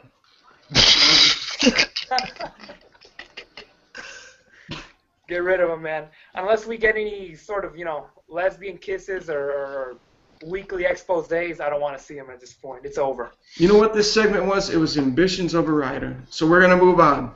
All right. I was trying to make Tupac references. All right, so next we get Mark Henry and the Big Show against Eric Rowan and Luke Harper. So the WWE selling point and marketing strategy to you and me with the Big Show and Mark Henry is to have JBL basically put them over as being the most physically imposing tag team of all time. And I think that's the perfect way to market them. I mean, let's be honest. It's a great way to market them. But, so yeah, they start wrestling. Oh. And just 2 minutes and 21 seconds into the wrestling match, we get a commercial. Of course. You gotta love the fucking botch out of the commercial. If this isn't on the next Botchamania, I'm done watching Botchamania. Done. That's it. I'll never watch it again. No, you had Eric Rowan, okay, and Mark Henry. They're working together. One or the other called for a big boot. And the other guy didn't get the memo. And they both went to throw a big boot at the same time. That was funny shit. That was a good botch. It was funny. But sure enough, here comes Lana and Rusev. Finally something worth watching. They came out during the match. And they're watching the match from the aisle. Okay. So Rowan and Harper are working over the Big Show. And it's punctuated by Eric Rowan body slamming the Big Show again. So Rowan goes for it again. Big Show blocks it, throws some elbows, and they completely fucking botch this DDT. It looked terrible. And then the announcers, well, he didn't get all of them, but he got them enough. And I'm like, yeah, you're doing your job, but wow, tonight sucks. So Mark Henry and Luke Harper both tag in. Henry works over Harper. It's a power slam. Rowan makes the save. Big Show sends Rowan out of the ring. You get Rowan sending Big Show into an announce table. Mark Henry sets up the world's strongest slam and on Harper. And sure enough, Rusev had jumped in the ring and hit a pretty nice sidekick. In the wrestling world, they're called super kicks, but he had a pretty nice sidekick on Mark Henry, causing the DQ. Dude, man, this is such a shit show, MG. I'm trying, bro. Fuck. Wait. They deviated from the plan really quickly to go with the Jack Swagger feud, but it's right back to black guys for Rusev. Yeah. They just couldn't resist. They couldn't resist and stay away. Can you hear Vince now? Yeah, we gotta sign that ACH. We need another one. So anyway, as inappropriate as that was, but it does seem that way. So you get the DQ. All of a sudden, Big Show punches a chair from Harper, which looked botched. They even fucked that up. It didn't look crisp. My God. Critiquing a fucking punch. But anyway, Rowan threatened to get in the ring. Rowan, not Roman, threatened to get in the ring, and Big Show's like warding him off with a chair. By the way, can we just go back to Brock Lesnar beating the fuck out of people with chairs? That's what this show needed. Does anyone remember what Brock Lesnar did to Big Show with the chair? That's what this show fucking needed. You mean chairs? Yes. That was brutal. I mean, that was almost uncomfortable to watch. But, fuck, man, that's what this show needed. Is Brock Lesnar a chair and just... You go out there, Brock, and beat the fuck out of everybody, So anyways, this match was bad. I mean, there's really no other way to put it. Not only did the actual wrestling fall flat, but the guys just, their timing was off in the ring is the best way to put it. Their timing was just off, but for whatever reason, they seemed out of sync. I'm sure some of you noticed that. Big Show and Mark Henry definitely had a rough showing together. I just flat out didn't like the match. Rusev's kick on Mark Henry was nice, though. I'm looking for positives tonight. You guys know I always try to look for the positives. From my opinion, my perspective, I'll give them that. It was a good sidekick. Rowan was okay. Harper was okay, but fucking Big Show and Mark Henry, ugh. Total TV time of wrestling from this match was 8 minutes and 28 seconds. Now, you had 2 minutes and 21 seconds before the commercial. This may be confusing, but I want to tell you guys how I figure out my total time.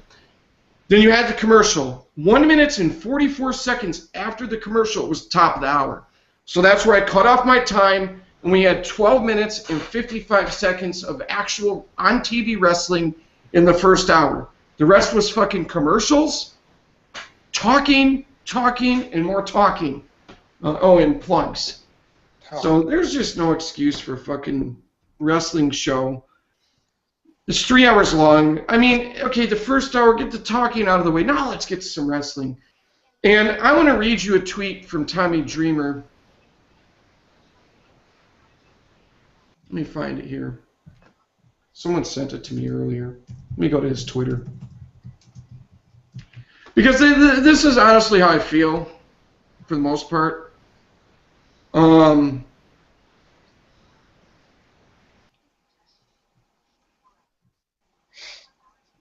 Where is it? I don't see it now. Someone sent me the tweet earlier. Oh, here we go. At WWE #Raw. Wasn't a good show. Don't blame wrestlers and don't give up on the show. Hopefully it will get better. At least Twitter was fun. It definitely, I mean, the talented wrestlers in the company, it wasn't their fault. You know, I want to make that point. It wasn't their fault. But I do blame the WWE for having just an exponential amount of talent. They've got so much more talent coming into NXT. There's one guy that I keep popping for in my NXT reviews on the site. They've got so much. NXT is going to get good, MG. I know I'm going to be doing some NXT reviews with you on there soon. Yeah, I have a theory on when that first one might be. Me too. We're probably coinciding with it. We're usually similar to our theories. But I don't want people to think that, oh, he hates everything with the WWE. You guys know I have favorite wrestlers. Sometimes I like segments that these guys did or you guys did or whatever. But at the end of the day, what it comes down to is there is no excuse for a company with the type of fucking stage that they have, with a 3+ hour platform, with the type of wrestlers that they have, to not give us better wrestling. I mean, if you guys can give me a good excuse, I'm open to it. But in my opinion, this company was founded on wrestling, and they're getting so far away from wrestling at this point, it is sickening. They've got the talent. Use it. I'll be back in a couple minutes. My throat's drying out. They may not necessarily have that transcendent star on their roster that everybody's looking for, but they have plenty of in-ring talent on the roster, top to bottom. And Absolutely. it's literally just, like I said, the last review that I was on, there's no excuse why they can't give you a 4.5 TV, a 4.5 star type match every week on TV, and then go to pay-per-view and give you 3, even possibly 4 4-star matches every pay-per-view. They have that type of talent in ring on their roster. No, they're not going to do that. They waste their time with Big Show and Jack Swagger and Rusev and all these big bastards that suck. And that's the thing. They keep giving you guys that nobody cares about. The Miz. The Miz. The Big Show. At this point, nobody cares about Mark Henry. Corporate Kane, Demon Kane. Kane doesn't even matter which Kane. Nobody cares about him at this point. Not anymore. They're jokes. The Jack Swaggers, the Bellas of the world, the fucking total divas. Nobody cares. Like, only time people even pop for a diva segment is when it's Paige and AJ related. That should let you know which divas should be getting the TV time. Right. I mean, like, and nobody, the Usos, nobody cares about the Usos. They might be the most insignificant tag team champions in recent memory. Because nobody cares. I can't remember the last time saying, "Oh, did you see that Uso match? Do you want to watch this Uso match?" No. They just put them out there, man. I mean, literally. And it's been this way with WWE for the longest. No. A lot of things is messed up. The tag team being one of them. Yeah, we always complain about the tag team, man. Well, look at the Usos. That's why. They suck. They don't suck. I'm going to be fair. They can wrestle. No, they should be wrestling a way faster pace, but obviously the WWE style doesn't allow it. Nah, WWE cares more about their entrance and their singing and all that crap. Yeah. But like Kofi Kingston, like when he comes back on TV, who's going to care? No. Nobody. I mean, as athletic as Kofi Kingston is, he's not that great of a wrestler. He's just a spot fest, and he's not even that good of a spot fest at that. Who'd you say again? Kofi Kingston? Who? Exactly. He was a wrestler, man. Still is, I think. No, he's a sports entertainer. Yeah, well, that's what he's become. This, you're right about that. Well, it's the booking, man. It's just off. It's just off as his business, They don't know what they're doing. Even if it's the guys they want to push, they don't know how to book them. See Roman Reigns. But, yeah, you got to learn how to move on. Guys like Swagger, and I'll talk more about him later, but guys like The Miz and stuff, if they're not getting over, move on. Instead, they always go back to him. And it's like this Wade Barrett guy. I mean, they keep taking chances with him for whatever reason. I don't care about his new gimmick either. Just give up and move on, man, or try something new. The way they're building up these guys, it just doesn't make any sense, and that's why you keep seeing the same results because they keep doing the same exact thing. They don't know what they're.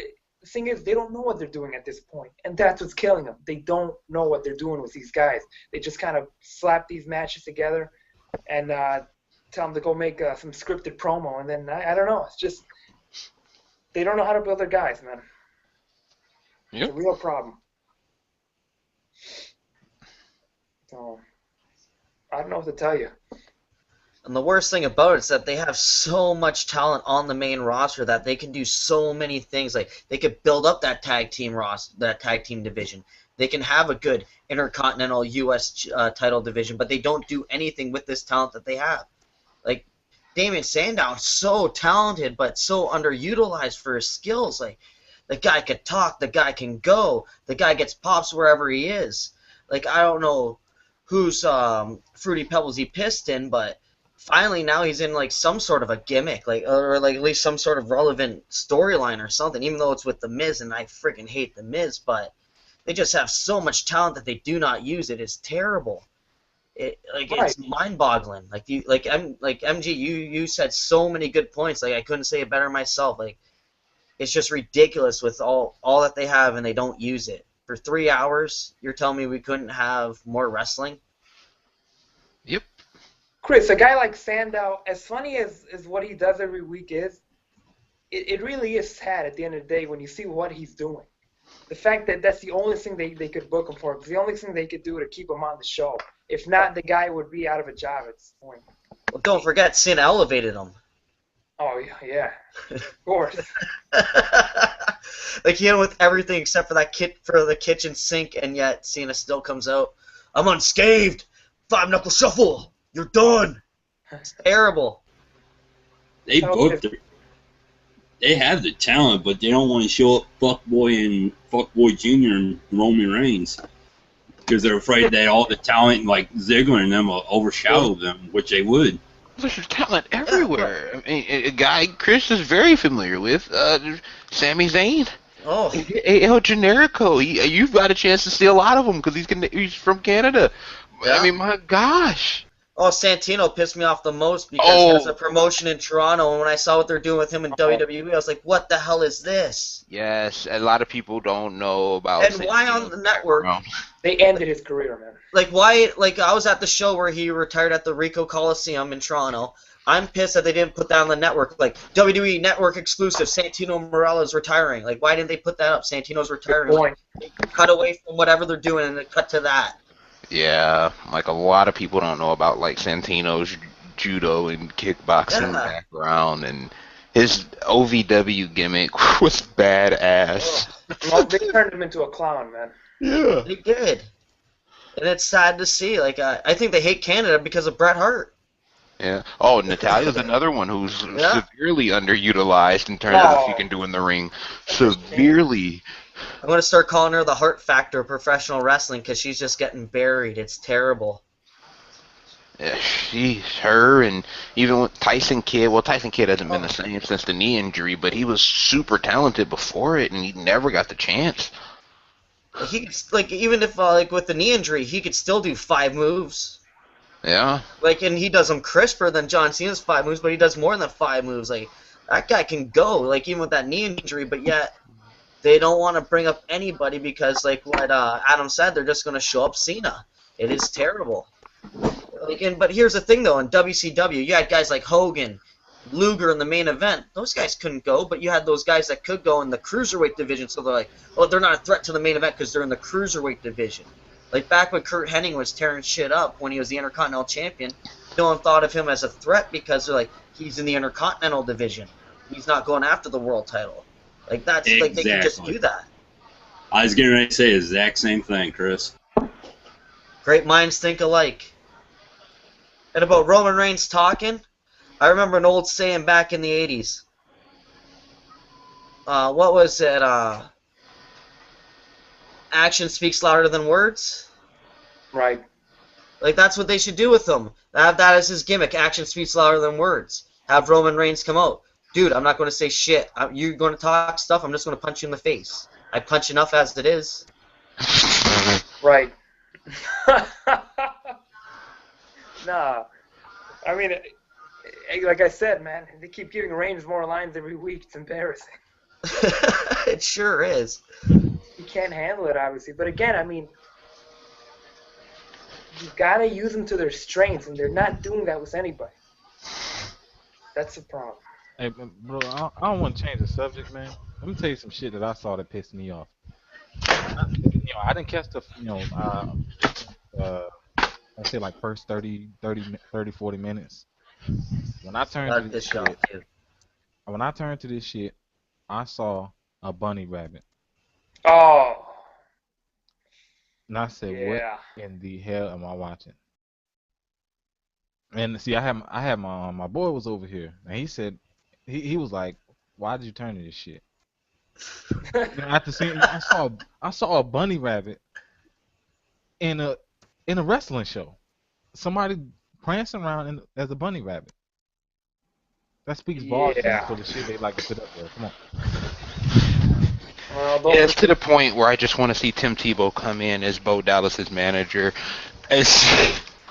No, what they should do is they should have John Cena come in, Tyler Hansbrough, and Tim Tebow, and them have a conversation between each other. There you go. I'd watch that. Hell yeah. Well, That'd be too over bad. with me. We're getting the instead we're gonna get Michael Sam next week. So You mean the guy Now, that did you hear didn't about make that? the team? You talking about the guy that didn't make the Rams team? Huh? Mm-hmm. Yeah. Oh yeah. Yeah. Exactly. I'm trying to understand why is he gonna be there again? Didn't even make the practice squad.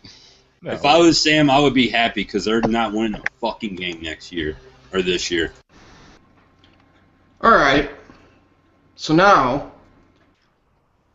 this was the part where they announced Michael Sam's invited to Raw. We're going to give him an open mic to talk so he can actually clear the air on what happened. What happened is he sucks. And didn't make the fucking roster. I mean, anyone who knows anything about football knows this Thank guy you just for- wasn't good enough. Whatever happens, it's going to end up on Deadspin.com. That's what they're hoping. They're hoping to catch some publicity. Yep. But if any other wrestling company did this, everybody would be talking about how desperate they are. But anyhow, or as Chris would say, anywho, love the Canadian accent, reminds me of Owen, but he says, or next was there was a John Cena, or no, I skipped over a segment. The Paul Heyman thing.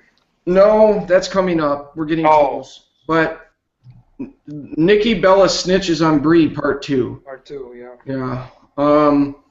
Wait, So part 1 wasn't riveting enough? We had to go with 2? no, they had multiple parts. Why don't they you know. put this wow. garbage on the app? But here's the thing, though. Wasn't prom like 12 years ago for them? Yeah, but This girl holds a grudge. But this was about getting a driver's license, and Brie Bella stole Nikki's car, and she totaled it. Wow. Fucking cares? Thank Who you. motherfucking cares? I don't. So this is where they invited Michael Sam to Raw, right there. And then next we get a John Cena, what I am dubbing as the Hustle, Loyalty, and Focus segment, because it's basically a replay of the same shit that we heard other people say already, those involved, including Lesnar, Shawn, the Legends panel. Lesnar basically said that Night of Champions will be Cena's last night in the universe. Remember, he said that last week, so we get a replay of that. So this is the storyline. John Cena wasn't focused at SummerSlam. He's focused now. That, my friends, is how you take a clean victory away from somebody. Oh, there's actually a reason why he lost, and the reason wasn't Lesnar. It was just his focus. Again, they can't fucking help themselves. They just can't get out of their own way. He's got to overcome the odds again. Same shit, different day. That's the WWE way. So Paul Heyman comes out to cut a promo, and he says that the picture that Cena is exhibiting is basically over compensatory behavior ever since Brock Lesnar destroyed Cena, to paraphrase. I'm going to paraphrase this. I'm sick and tired of fucking transcribing. These still images are shown from SummerSlam of Lesnar destroying Cena. Heyman says Brock Lesnar emasculated John Cena at SummerSlam. He says Cena has now seen the day, as many others have in the past, where he was stripped of his manhood. First time he put on them fucking wristbands was that, but John Cena, he said John Cena isn't listening. He's not listening to reason from the Hall of Fame panel. He said, or Triple H, and John Cena is a cash cow who's going to be milked for the last time at Night of Champions. Yes. No, the booking and the kayfabe is the cash cow. Again. But he says Cena ate the Wyatts last week. Oh, he did that. They fed the Wyatts to him. Because he's so desperate to maintain the image that certain fans have of him, to paraphrase. Heyman says you can multiply the entire locker room times infinity, and it won't equal half of the brutality and dominance that John Cena is going to suffer or be subjected to at Night of Champions by my client, the Beast, the champion of the world, Brock Lesnar.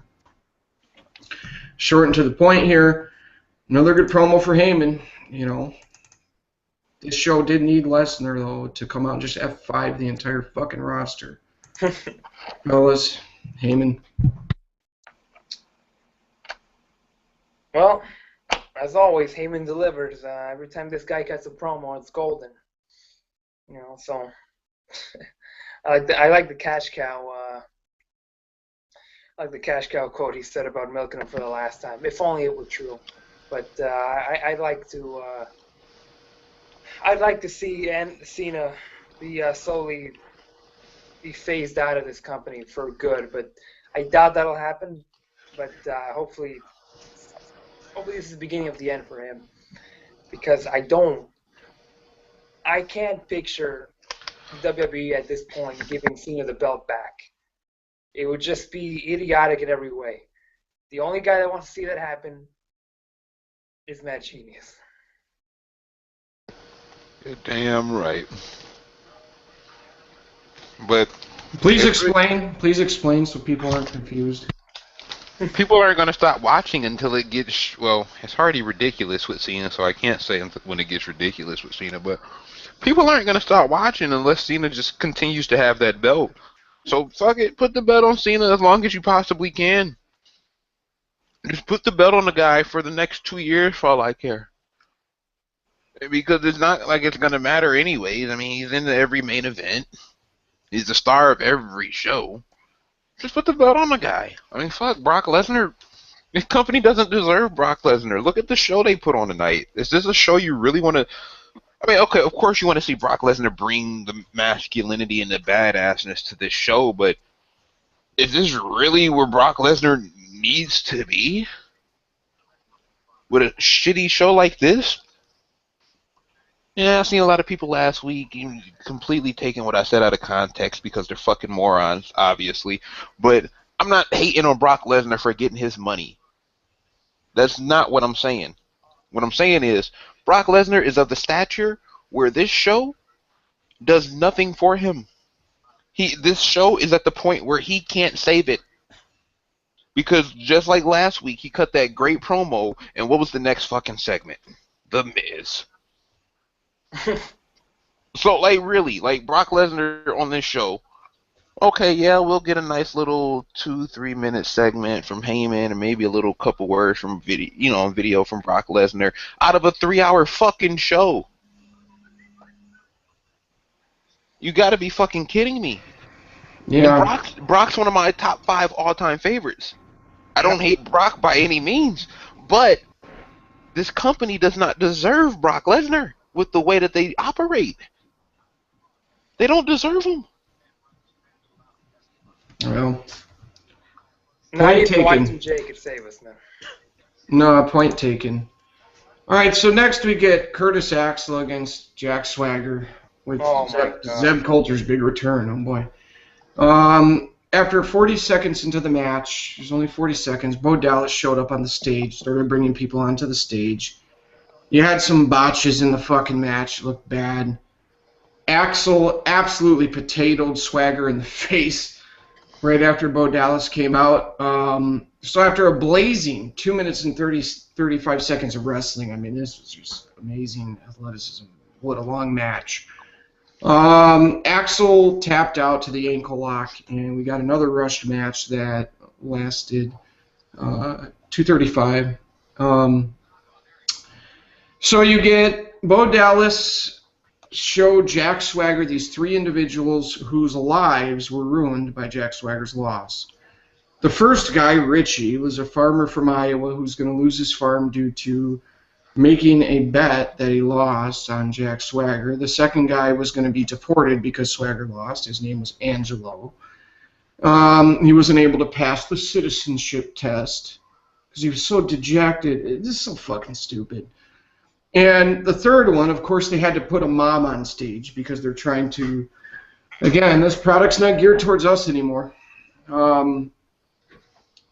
They put the mom on stage for the soccer moms, and the third one, her son now wants to be like Vladimir Putin. Okay, And it's all Jack Swagger's fault. Okay, yay. Bo says they can turn this around, Jack, and you can turn it around. He says he asks for everyone to put their right hand over their heart and say with him, all you have to do is believe. Yeah, Bo Dallas is entertaining for the most part, but this was over-the-top stupidity. Sorry, I didn't like it. You guys know that I put over a lot of Bo Dallas segments, but not tonight. Sorry, believers, I thought it was fucking shit. Just like the rest of the show. Can I say something about Jack Swagger? This guy is He's garbage. He is garbage. The only guy. Look, I finally found the quote. This is from Jim Ross in 2008, and Jim Ross said, "Quote: Having hired both Brock Lesnar and Kurt Angle, it isn't hard for me to put Jack Swagger in their class. Swagger likely won't be as high maintenance as the other two, but he has a chance to be special." That was in 2008. I think the I think his chances are over. Well, he's special, all right. Short bus special. But. Oh, real special. Yeah, definitely in the class of Brock Lesnar, Kurt Angle. But, yeah, you know what? It's like me and Matt Genius were talking about earlier. You got to move on, man. This guy is garbage. I don't know why they still have him on the show. Just get rid of this bastard already. I can't stand it, man. Of course it was a horrible match because this guy sucks, man. To me, he looks like he's out of shape. He's been looking like that for a lot of time. I question his conditioning, but you know that's just me.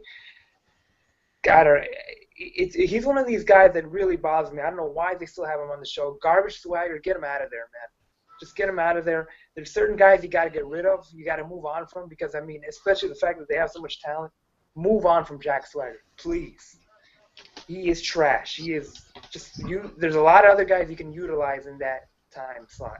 Well, in a positive note, since I'm too negative, in a positive note, speaking of Jack Swagger, we finally found someone that Roman Reigns is better than on the mic. I still think that's debatable. Jack Swagger wrestled at Oklahoma.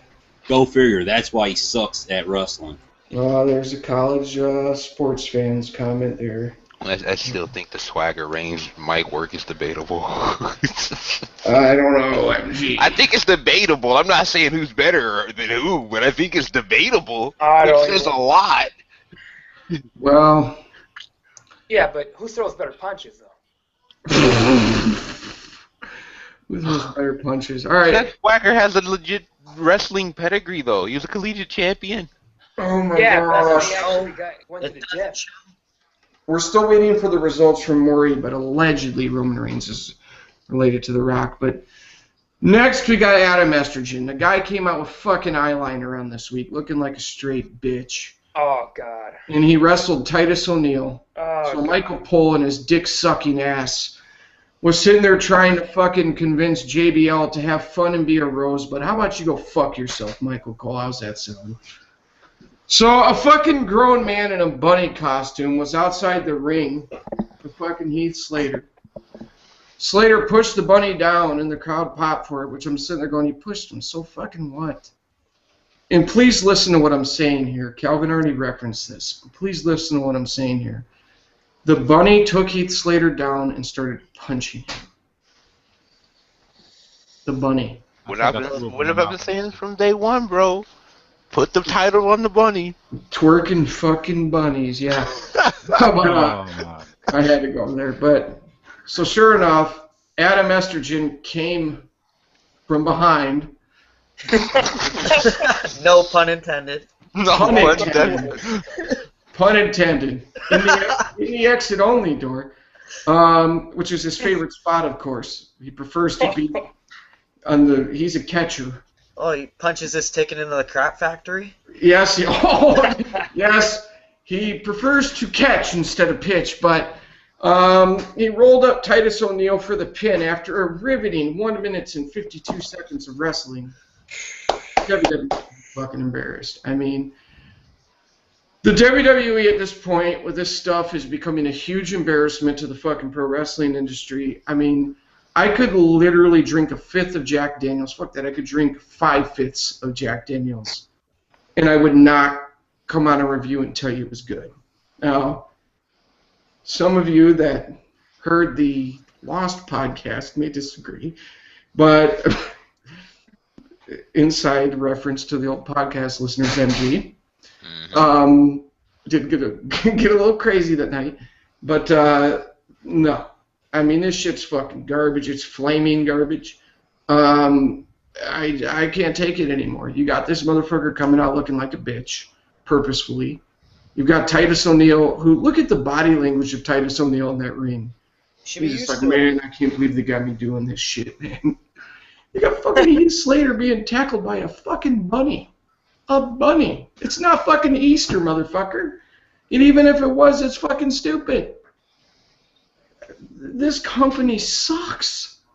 It is unbelievable to me when people get so mad at us because we don't fucking sit here and put over this bullshit. You honestly think, first of all, we're nobody special. We just get on here and give their opinion. And by the way, 45K people tuned into the Raw review last week. Holy shit, you people are awesome. We're just regular dudes. There ain't nothing special about us. We're just on here giving our opinions, and have that many people check out what we thought about Raw. You guys are awesome to give us that platform. So thank you. We owe you for that. But a minute 52 seconds of fucking wrestling where the focus of this match, quote unquote, was a bunny tackling a man. Jesus Christ, man. Oh my god. If I was Heath Slater, I would just fucking retire after that. I'd be like, man, I ain't gonna let my fucking career get ruined by a fucking rabbit. What do you Oh, think and about Michael Anderson Cole Neil's calling him a silly wabbit? Oh, Wow. Ridiculous. Wow, get the Ridiculous. dicks out of your mouth, pussy. I mean, come on. I mean, well, let's just be honest here. We're still talking about a company where WLC is one of their top 5 matches of the year. Like, let's just be real here. WLC was one of the top 5 matches of the year. Do I need to say more?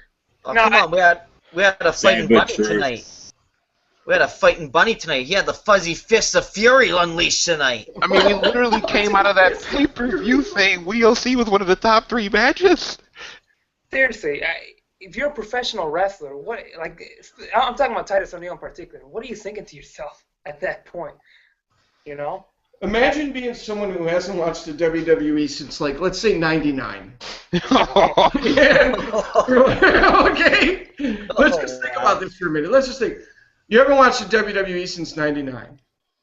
And you decide, hell, I haven't watched wrestling in fucking almost 20 years. I'm going to check 15 years. I'm going to check this shit out tonight. You turn it on and you see a bunny tackling a grown man. How quick are you hitting that button to change the fucking channel? Holy shit. I mean, holy fucking shit. And Wait, you see a guy... I'm actually sticking around to see if Austin comes out to stunner that bunny or some shit. Oh, Austin was stunning them on Twitter. He had the stunners out on Twitter. So, Austin's TV show, Broken Skull Ranch, Broken Skull Challenge, which I haven't watched this week's episode, fucking awesome. Dude, he's the best host ever. Jeff Probst can suck a dick. Julie Chen can suck a dick. Fucking love watching Survivor and Big Brother, even though this year Big Brother. Wait, you can't forget Joe Rogan on Fear Factor. Well, Joe Rogan, I like Joe Rogan, but there ain't nobody fucking with Stone Cold as a fucking Bob Saget. Bob Saget. Bob Saget? They're trying to get back together at Full House, by the way. Why? I don't know. I saw something, an article I came across. That's funny. Yeah. I said, oh, okay. The Olsen twins aren't going to do it. And MG just said, well, fuck that. I ain't watching. But I never was a fan of Full House in the first place. because you're too young, bro. Everybody who's old used to watch that, and they're lying at the Yup. Well, Bruce, if the Olsen twins were in it, they just call it Flophouse. Yeah, they make Nicole Richie and Paris Hilton look. I'm gonna leave it alone. But, No, that's what they need to do. They need to leave it alone. I mean, Come on, Uncle Jesse, tuck us in. That motherfucker's in yogurt commercials now. It's funny because I saw a commercial with him in it. Dude's eating yogurt. He's got like 50-year-old women swooning over him. That's when you know you're past your prime. But What about- anyway. What about Fabio? I can't believe it's not butter. Oh, gosh. Roman Reigns, yeah. But, so anyway, fuck this shit. We're moving on. Fuck it, buddy. I'm done talking about the bunny. Fuck him. All right, so next we got another Nikki Bella, Growing Up Bella, or as Karen on Twitter, you know Karen, the big wrestling. She said, Throwing Up Bella is what it should have been called. So another dumb segment with Nikki talking about Brie being selfish. It was about graduation day. She found Brie banging the fucking principal. No, that would be actually entertaining. But no, she said Nikki helped Brie with her studies as a senior in high school. This is so stupid! What the fuck are you doing? Isn't Bree the, I think we all know Bree's the smart one, though. Like, There's a smart one? They're trying to sell me on this. Hey, wait a minute, there's a smart one? Oh, Yeah, the one that did Marathon, I haven't seen him. there you go, we learned something tonight. But, no, I'm not taking personal shots at them. I'm just talking about their abilities as actresses. Garbage. Yes. Yes. Trash. But Nikki claimed that she took Bree's final exam, and this was fucking riveting shit right here. As in trash. Trash. Oh my gosh, dude, this Raw was almost as bad as that Christmas episode a couple years ago. I mean, this was fucking terrible. Oh, Yeah, it's right up there. They hit Santa, yo! That Santa shit? Oh, hell. They ran over Santa, yo! He killed Santa!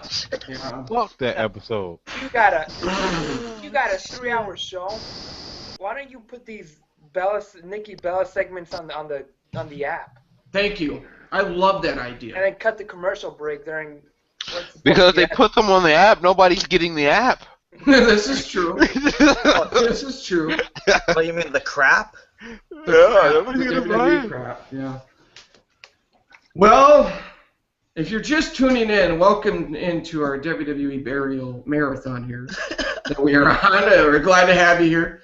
But they gave us plenty of ammo tonight just to just sit here and talk shit. But Oh, it's all gonna change this next match. oh yeah, well, oh, no. No, it actually did get better because you got to look at Lana. Hey. Billy poked his eye out, but rumor has it Billy's at the hospital because he. I'm sorry, man. Something about Lana Chin just remind me like a shoebox. No, don't like, I ain't with it, Oh, bro. MG. MG. Oh, come on, man. MG, watch the SmackDown review. You'll have a different point of view on Lana. He actually did watch our SmackDown review, Chris. Oh, did you? Oh, sweet. Bro, I've seen Lana when she debuted in NXT. No, bro. no. No. He's talking about the. Something I mentioned on SmackDown. For all you VIP Blitz members, they know. Yes. The clip. I'm good on Lana, man. Oh, trust me, you Wait, will this- be good on Lana. This coming from a guy who wants to sleep with fucking Dixie Carter? Yeah, Well, you she's got love credibility butlers and there. stuff, man. I never had butlers bringing me champagne and strawberries after plowing. That's true. See, MG's showing he's a smart man. That's what it is. Yeah, I just never saw it before, you know. But you know, Lana Chin looked like a fucking Game Boy. Like it's shaped like a Game Boy. I'm not messing with that. It's just square, bro. Like it's very rectangular. It's Should I play some Tetris on that? Like the corners of her chin make a 90-degree angle. Hey, man. He I just still brought up hit him in the Tetris. back, man. How many hours of my life did I waste trying to play that game? But here's the thing, MG. You can say it about that, but that is a clear resting place for something. I mean, come on. I'm not resting nothing on Lana. Wow. I rest my balls on her. That's my point. Okay. Maybe if I need to put a phone charger on that motherfucker or something. Phones need a charge, man. Well, Hey, I bet you she got some Beat by Dre headphones, and when she get done listening to them, she just hang them on her chin. She just stores them there. damn. Well, at least she's always going out chin up. That is true. That's on her chin. All right, so Hater, man. Hater. Lana says in today's America, it's Labor Day. She says basically you celebrate another day off, which means you continue to propagate the concept of educating your youth that it is okay for Americans to be entitled. Who just dropped? Shotty? Yep. She says in Russia today. It was Rusev that made him drop. Yeah, glad Shotty's back. She says in Russia today it was the day of knowledge. Huh? To our Russian viewers, is it really the day of knowledge? I guess I could have Google searched it, but yeah, for the fellow American viewers, you wouldn't believe how many countries people watch these reviews from. It's awesome. What she really said was, now's the time to go jump off a ledge. If you're watching. That's what she really meant. That's how the giant Adam. I finally figured it out. That's how the Giants survived that drop. Only Wow. WCW fans will get that. But anyway, He survived because of Lana. yeah. She caught something in her mouth. But That chin, that landing pad of a chin of hers.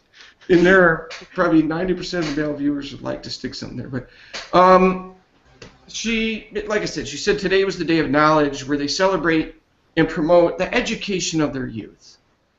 She says, in essence, you and your Labor Day, she goes, how does it saying in America go? You suck. Dude, she is so fucking good. I don't give a fuck what MG says. She is one of the best managers, which is a lost art in wrestling today.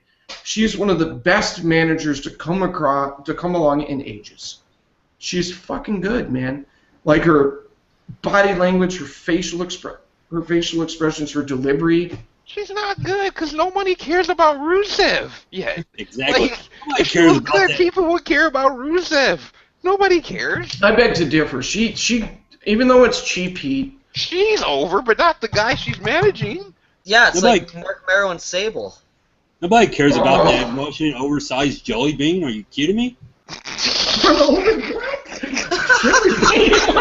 Like Game Boy and a Jelly Bean? A jelly bean, okay. Oh, He's like Sable and Marrow. Sable and Marrow. That is actually Sable a is- very... Sable's very- getting all the chants and everything, and Marrow is getting nothing. It was everyone like, yeah, that's all it is. That's a great comparison, actually. It's like Jack Swagger and Zeb Coulter. Nobody cared about Jack Swagger. Everybody cares about Zeb Coulter coming out there saying some of the most racist things we've ever heard. Yeah, "Yeah, but those are two dudes, man." true. There's no salient viewer quality in either of them, but by what MG says, there is definitely quality there. I'm sorry. Yeah, there's a lot of quality chin there. Yeah.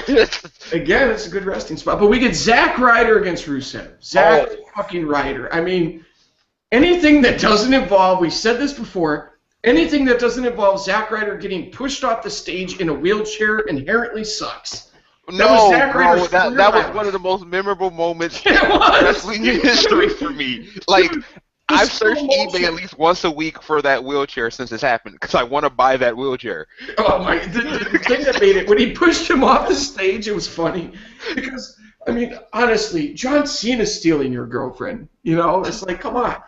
And then this motherfucker. That Zack Ryder wheelchair moment, man. And here's Bro, your the way his legs fell under that wheelchair gets me. But when they did the slow motion is what sold it for me. Slow motion replay where it's just like in the air falling. Oh man. I want to buy that wheelchair. Like, honestly. Like, that's a moment. Memorabilia. Yes. That wheelchair is special. That's one of the most memorable Raw moments in history to me.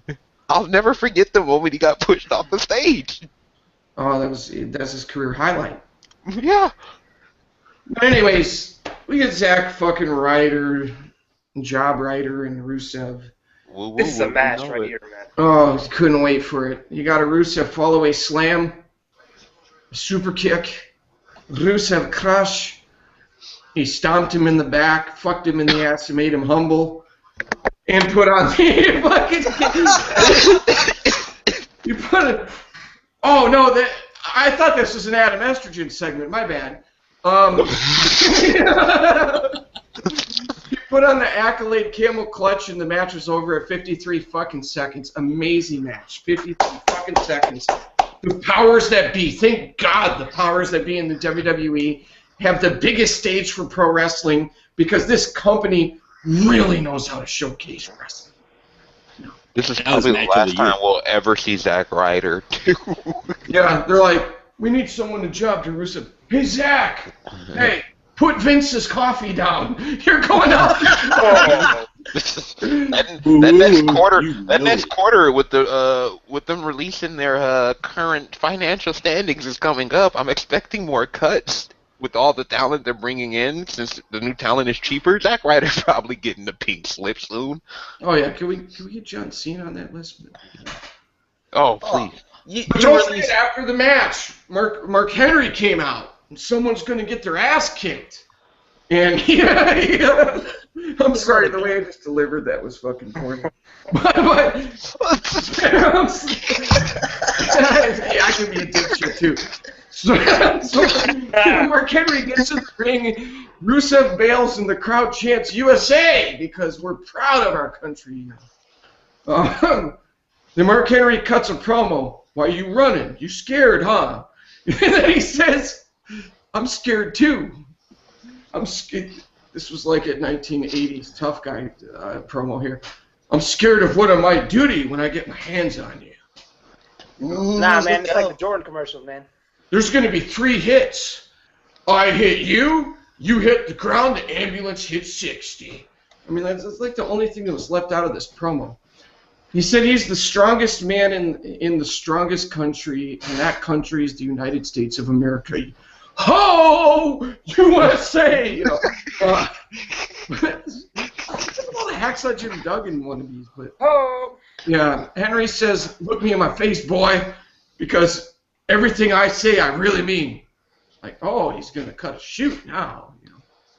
He said, "You think because you're undefeated that you're invincible, but is he really undefeated? Haven't there been DQs? Oh no, those are no contests nowadays."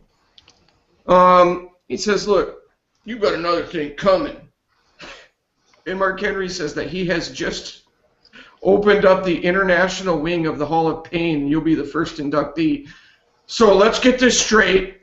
Rusev is going to be the first non-American. Wait.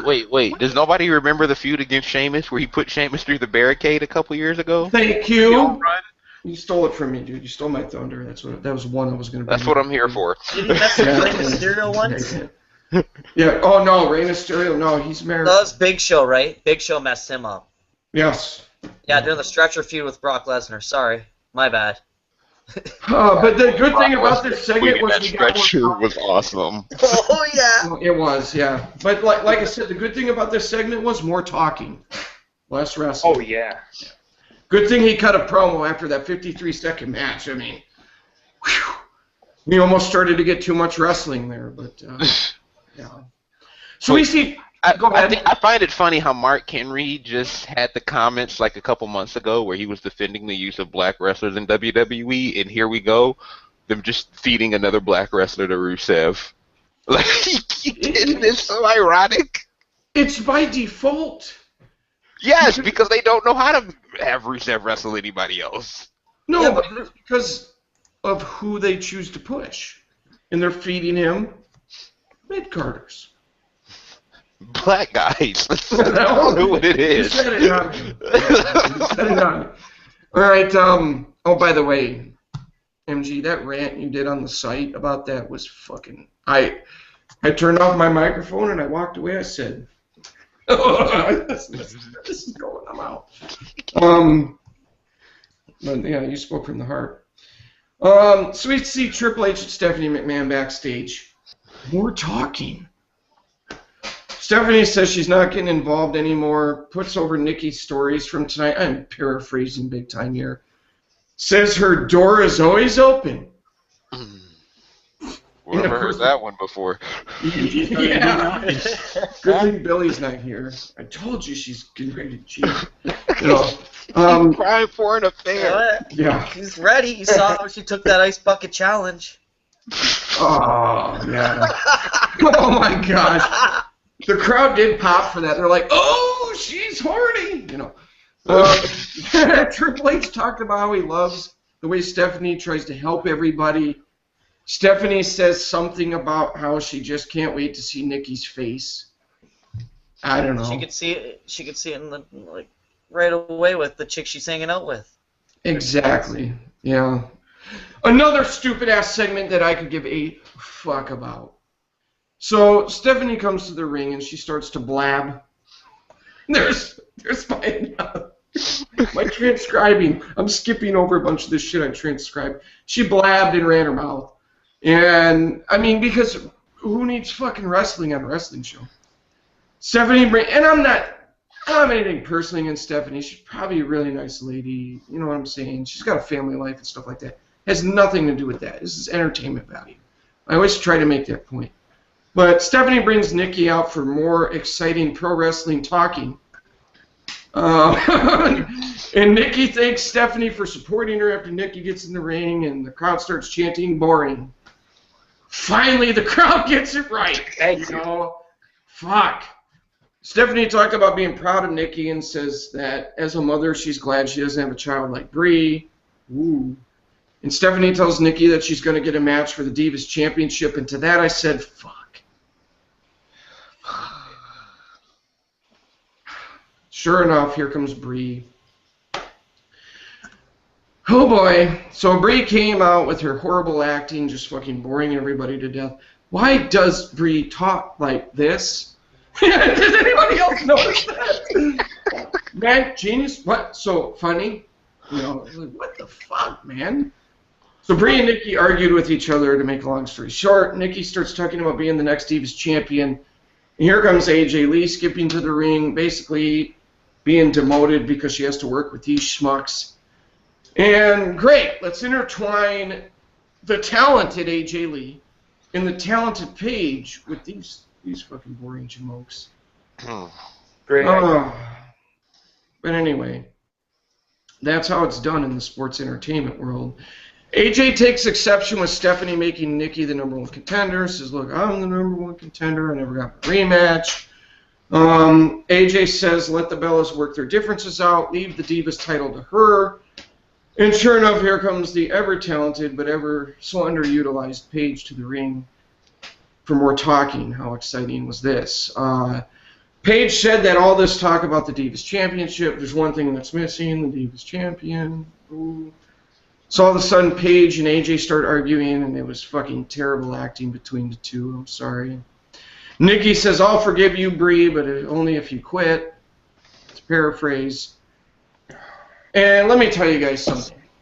Let me think of 3 actors right at the top of my head. Robert De Niro, Denzel Washington, and Al Pacino could have hit their ring, and they couldn't have saved this fucking shit. I mean, it was that bad. It was that fucking bad. The acting was terrible.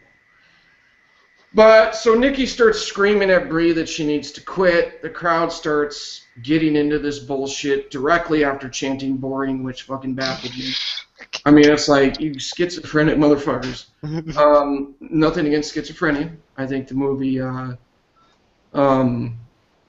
Take Shelter was one of the most enlightening movies that I've ever seen, by the way. So anybody dealing with that, you know, may God be with you. But Brie pushes Nikki down, and the crowd chants yes for a fucking push. Brie literally pushes Nikki, who bumps into Paige, which apparently knocks Nikki and Paige out. I mean, seriously. And the crowd's like, yes, yes, yes. I'm saying, maybe it's the fact that this show has sucked so bad that a push seems entertaining at this point. I don't know.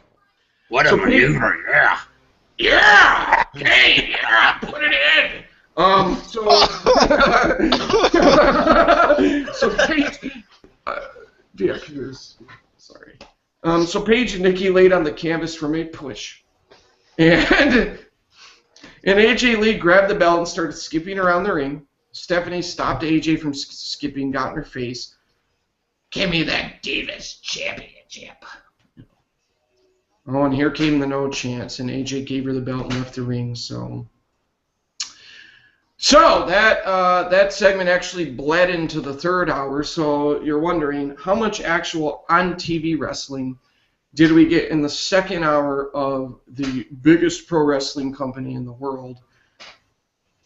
9 minutes and 26 seconds. Woo! Look out! Yeah! Yeah! Fucking rest was commercials and this bullshit talking. Yeah, Roman Reigns. I wonder if Vince asks for Roman Reigns to be put in a movie with a 3-foot.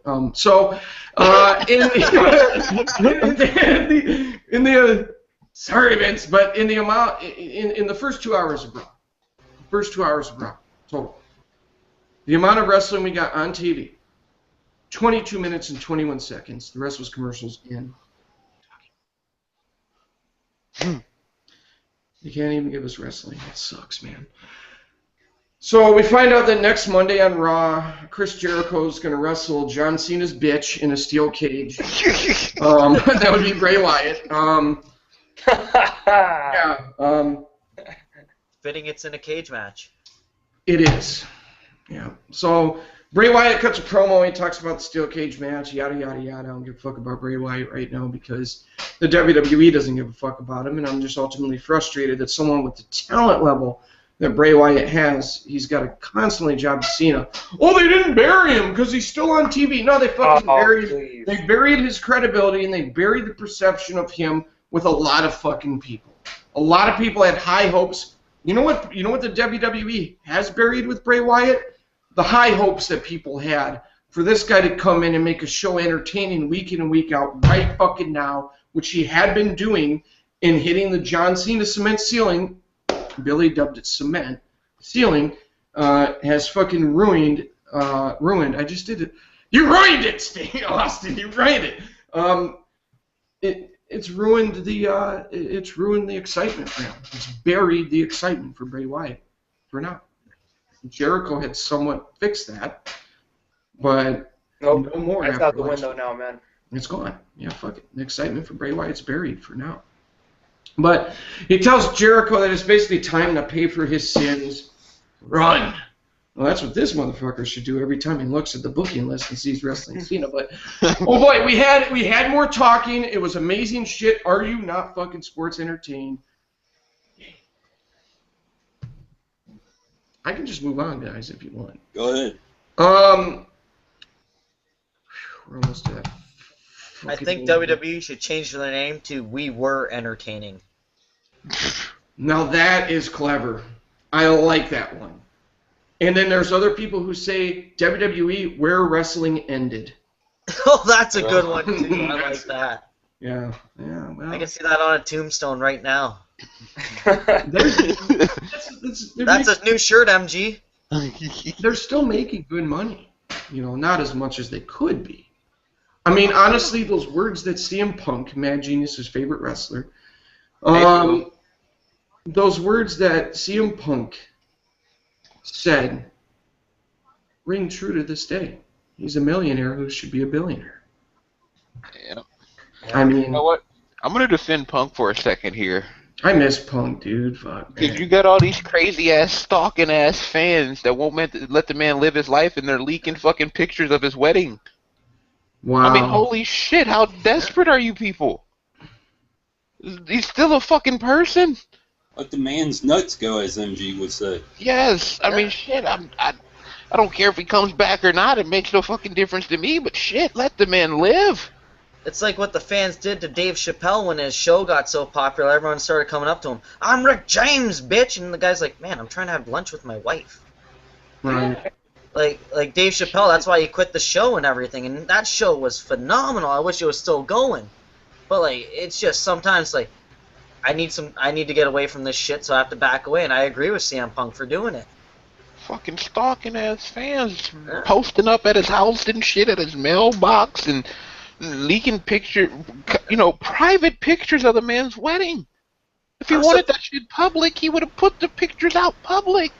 I'm surprised one of those crazy people didn't run up to him when he's taking out the garbage and took a selfie with them. I mean, shit. Probably already happened. I hope not, because that's just crazy. Like, come on, like, sometimes you gotta give a guy his space. Nah, there is CM people... Punk has literally the craziest fans I've seen in a long time.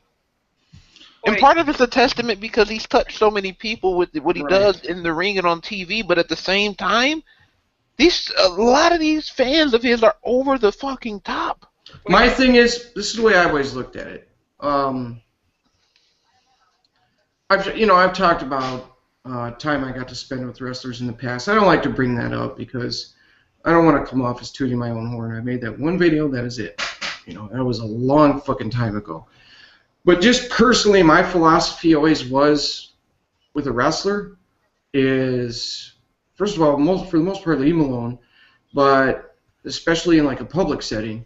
But the last thing to talk about with them is wrestling. Like my thing was talk sports or whatever. I don't know, man. These are people too, and see that's the thing. There's some people that think, oh, it would be so cool, it'd be famous, and blah blah blah. I guarantee you, no. You see a celebrity out in public, leave him the fuck alone. And that's my philosophy because what are you going to ultimately do? Oh, I got a picture, and they signed a piece of paper. So fucking what? You need a picture, piece of paper? Just because you find them entertaining on TV, who fucking cares? That's the way I look at it. I mean, for kids, yeah. Like, if a kid looks up to someone as a role model or a hero, I mean, I don't blame kids who want to meet John Cena and stuff like that, because John Cena is, whether we like him or not, John Cena is a hero to a lot of kids. You know?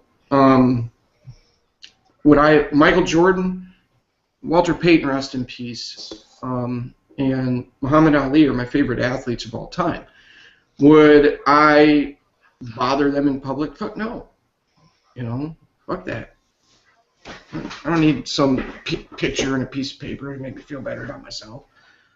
Damn, there went Michael Jordan. Just walk past him, great game, or give him a nod. Shit. Yeah. Leave it at that or something. No, when you told me about that, people waiting outside in the alley. Yeah, in his house. To try to catch him taking his garbage out. Yes. Yeah, what the hell, My man? friends, That is nuts. It's ridiculous with this Punk thing. Like I said, Punk, I get he's touched so many people with what he's done on screen, but a lot of his fans are over the fucking top with this shit. Just way over the top. I still see people tweeting about, come back Punk and this and that. The dude's gone. Yeah. He's gone. Face it, he ain't coming back. Yeah. Let it rest. It was his decision. It's not like WWE fired him. People act like WWE fired the guy. He left on his own accord. Well, you can watch all of this, all of his great matches on WWE Network for $9.99. No, he did his thing, man. You know, the Punk, Mad Genius may disagree with me on this, Grits may disagree with me on this. This is my opinion. He was a fucking game changer. Period. He was a fucking game changer in this era. He was a game changer. And they dropped the ball with him too. Absolutely. Let's not forget that. I never deny it. Punk had his time where he should have been the guy.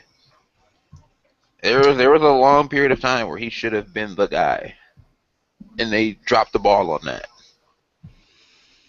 All right. Agreed. Yeah. Agreed. So let's move on.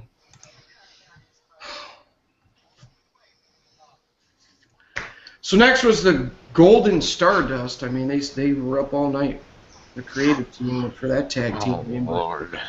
And then Usos segment. So Goldust cuts a promo, and he says they apologize for their actions last week. The Usos attacked Goldust and Stardust. Jey Uso and Stardust. What a stupid fucking name. End up falling out of the ring, and we get Jimmy Uso against Goldust. Another long, exhilarating match that lasted 2 minutes and 13 seconds. And there's nothing to really analyze here other than Goldust's final cut finisher was badass. That's about it. I mean, what else do you want me to say for a 2-minute match? You know, but I like that finisher. It's fucking badass. I mean, that's the crazy thing is you know that. I mean, look at some of the matches they were having. You could have, whatever. So after the match, Goldust and Stardust attacked Jey Uso's injured knee, which was all taped up. And Stardust laid in he hit the post, obviously, not the knee, but he laid in a pretty good-looking chair shot to Jey Uso's kayfabe injured knee. And I enjoyed the edge that Goldust was showing here. Goldust and Stardust, like when he yelled at the referee, Goldust and Stardust as heels are way better than they were as baby faces. I'm on board with this shit. Remember how I kept saying, I don't like it, you know, fuck these backstage segments are fucking stupid. I would rather see them just as the Rhodes brothers with Dusty as their manager or something like that. I'm on board with this shit now. Even though I would still rather see them as the Rhodes brothers, I'm on board with this shit because it fucking works. These guys as heels work. And my opinion, the WWE's already building, sometimes you can see what's coming. Jey Uso with the injured knee. What is that? Built-in excuse for the Usos to lose. That's what I think may be coming here.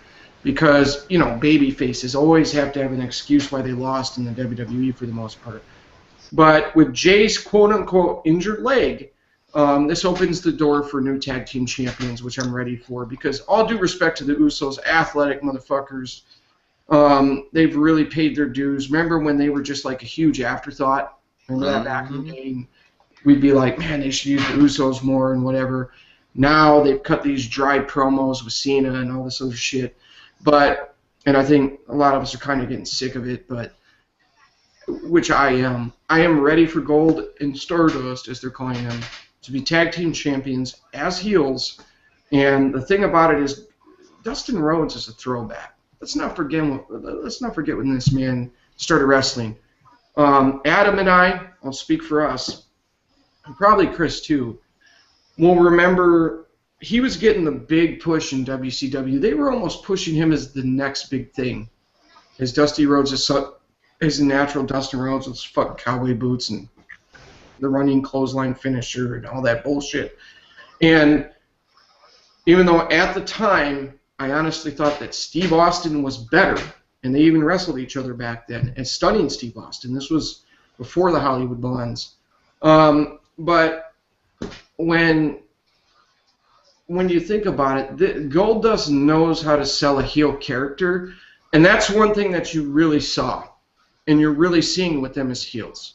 Is I think that Goldust is really going to help get Cody over as a heel, and I think these guys can really draw some heat as heels, but I also think at the same time they're going to do such a good job as heels, entertainment-wise and execution-wise, they're going to have crowds that are just going to be pro Dustin and Cody, because they're going to be good at this. I like them as heels. I've done a 180 on the Goldust and Stardust thing. I've done a 180. I think it's way better with them as heels. So with that being said, I'm going to take my final little recess here. Guys, you've got the Usos, Goldust, Stardust. You can talk more about the Divas, AJ Lee, Paige. I'm sure MG. I'm sure you've got something to say about the way they're using Paige right now, because you're like, dude, Paige is going to change the fucking Divas division. She was the game changer. She could still be, but there you guys go. All right, and then whatever else you want to talk about, I'll be back. And if Shadi had to drop out, it's probably because he has to get up really early. But Shadi.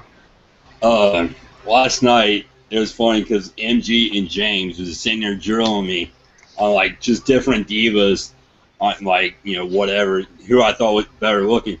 Out of Paige, who I'd pick over Paige. I was picking a lot of people over Paige. They had to go to people like China, Awesome Kong, get women like that, and because they couldn't believe how much I'm not into Paige. I don't think she's that great looking. I don't. I know MG's all about her. I'll take AJ over Paige every day. I wouldn't even think about it. Didn't really care about this segment with the Divas. Only reason it was entertaining, if you even want to say that, was because of AJ and Paige. But I don't see why in the hell they had to drag those two into this little feud, with the Bellas. So what?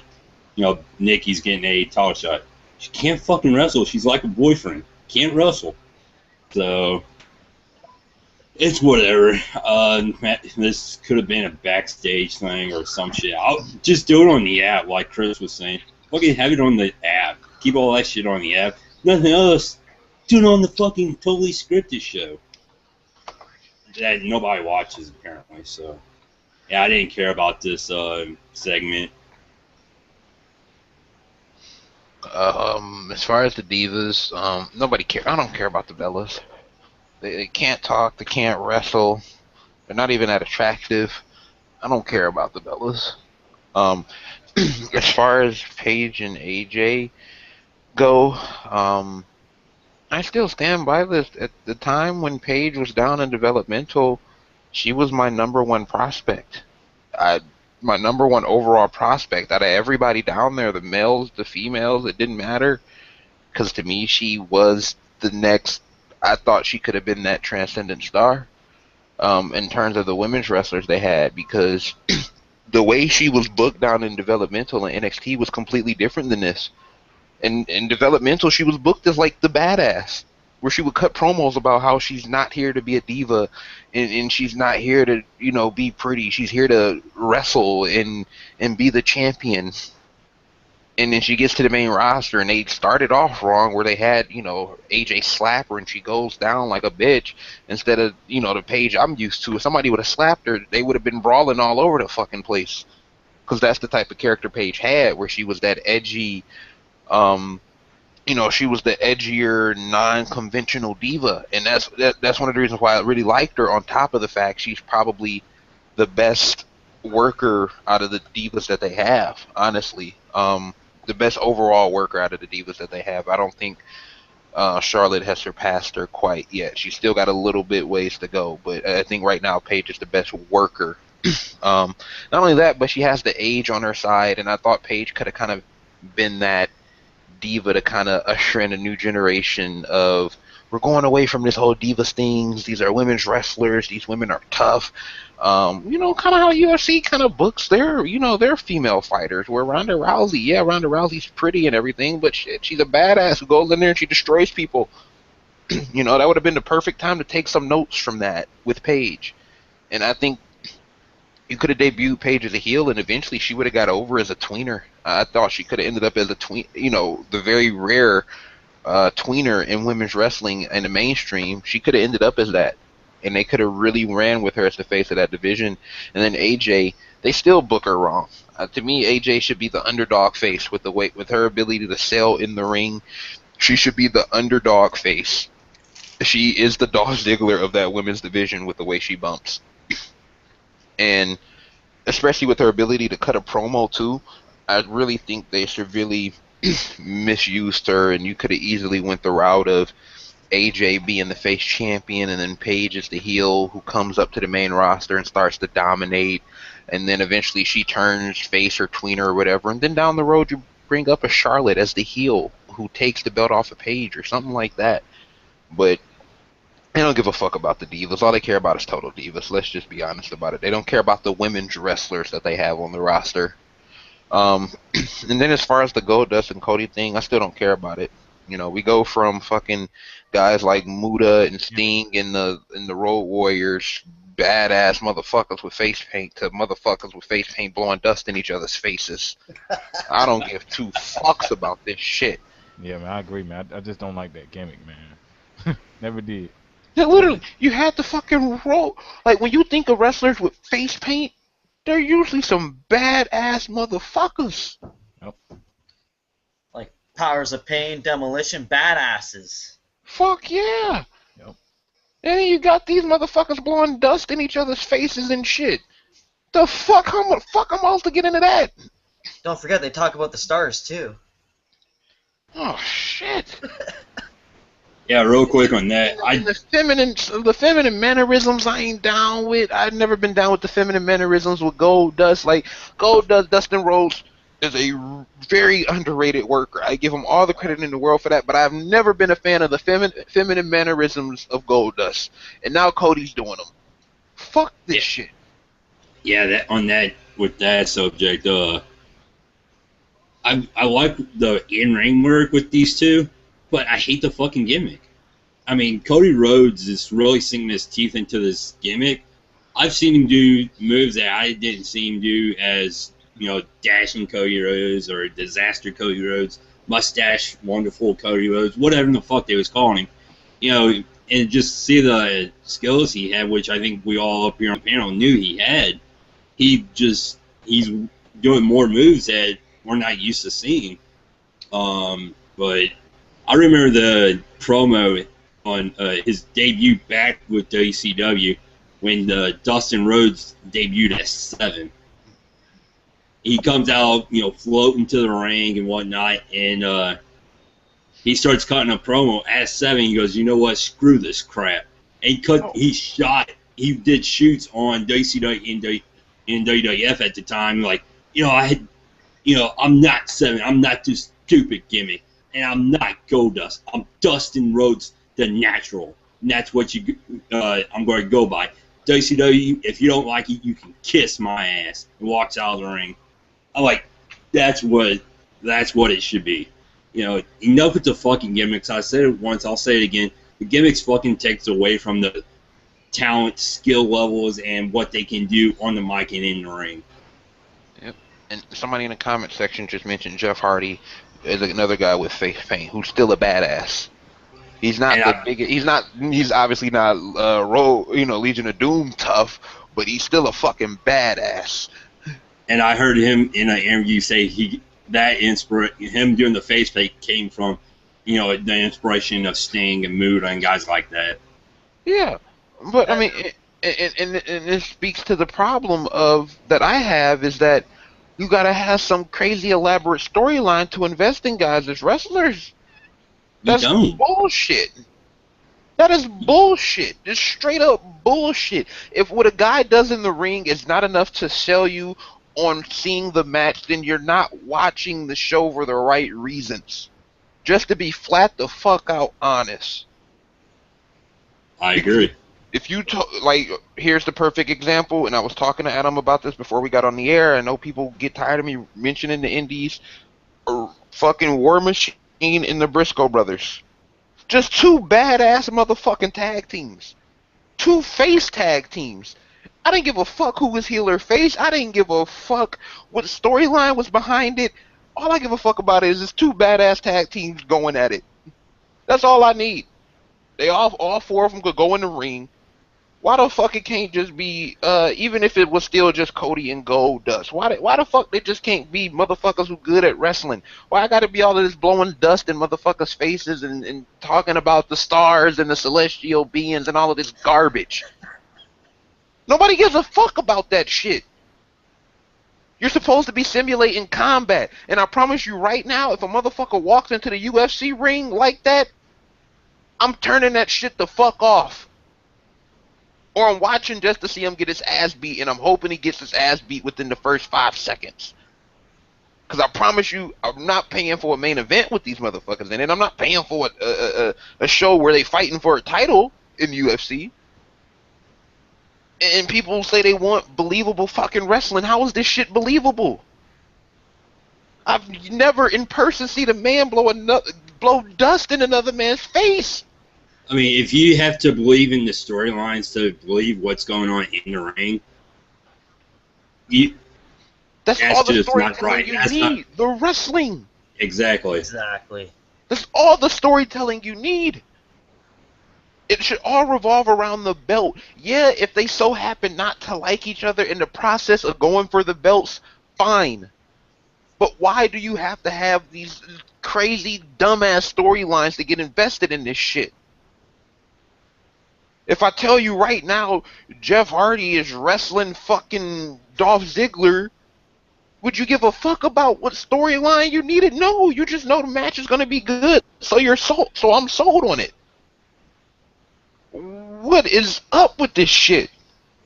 And this is that sports entertainment bullshit that Vince McMahon has been pushing since the late 70s. And that's why I don't even go back to watch WTF back in the 90s. I mean, I may hear like, oh, you gotta check this little segment out with Rock Austin. I'll go check that out, but I don't sit there and watch the matches. Honestly, in my opinion, I thought the matches, no matter how bad they were in WCW, they was always better than the WWF. Yeah.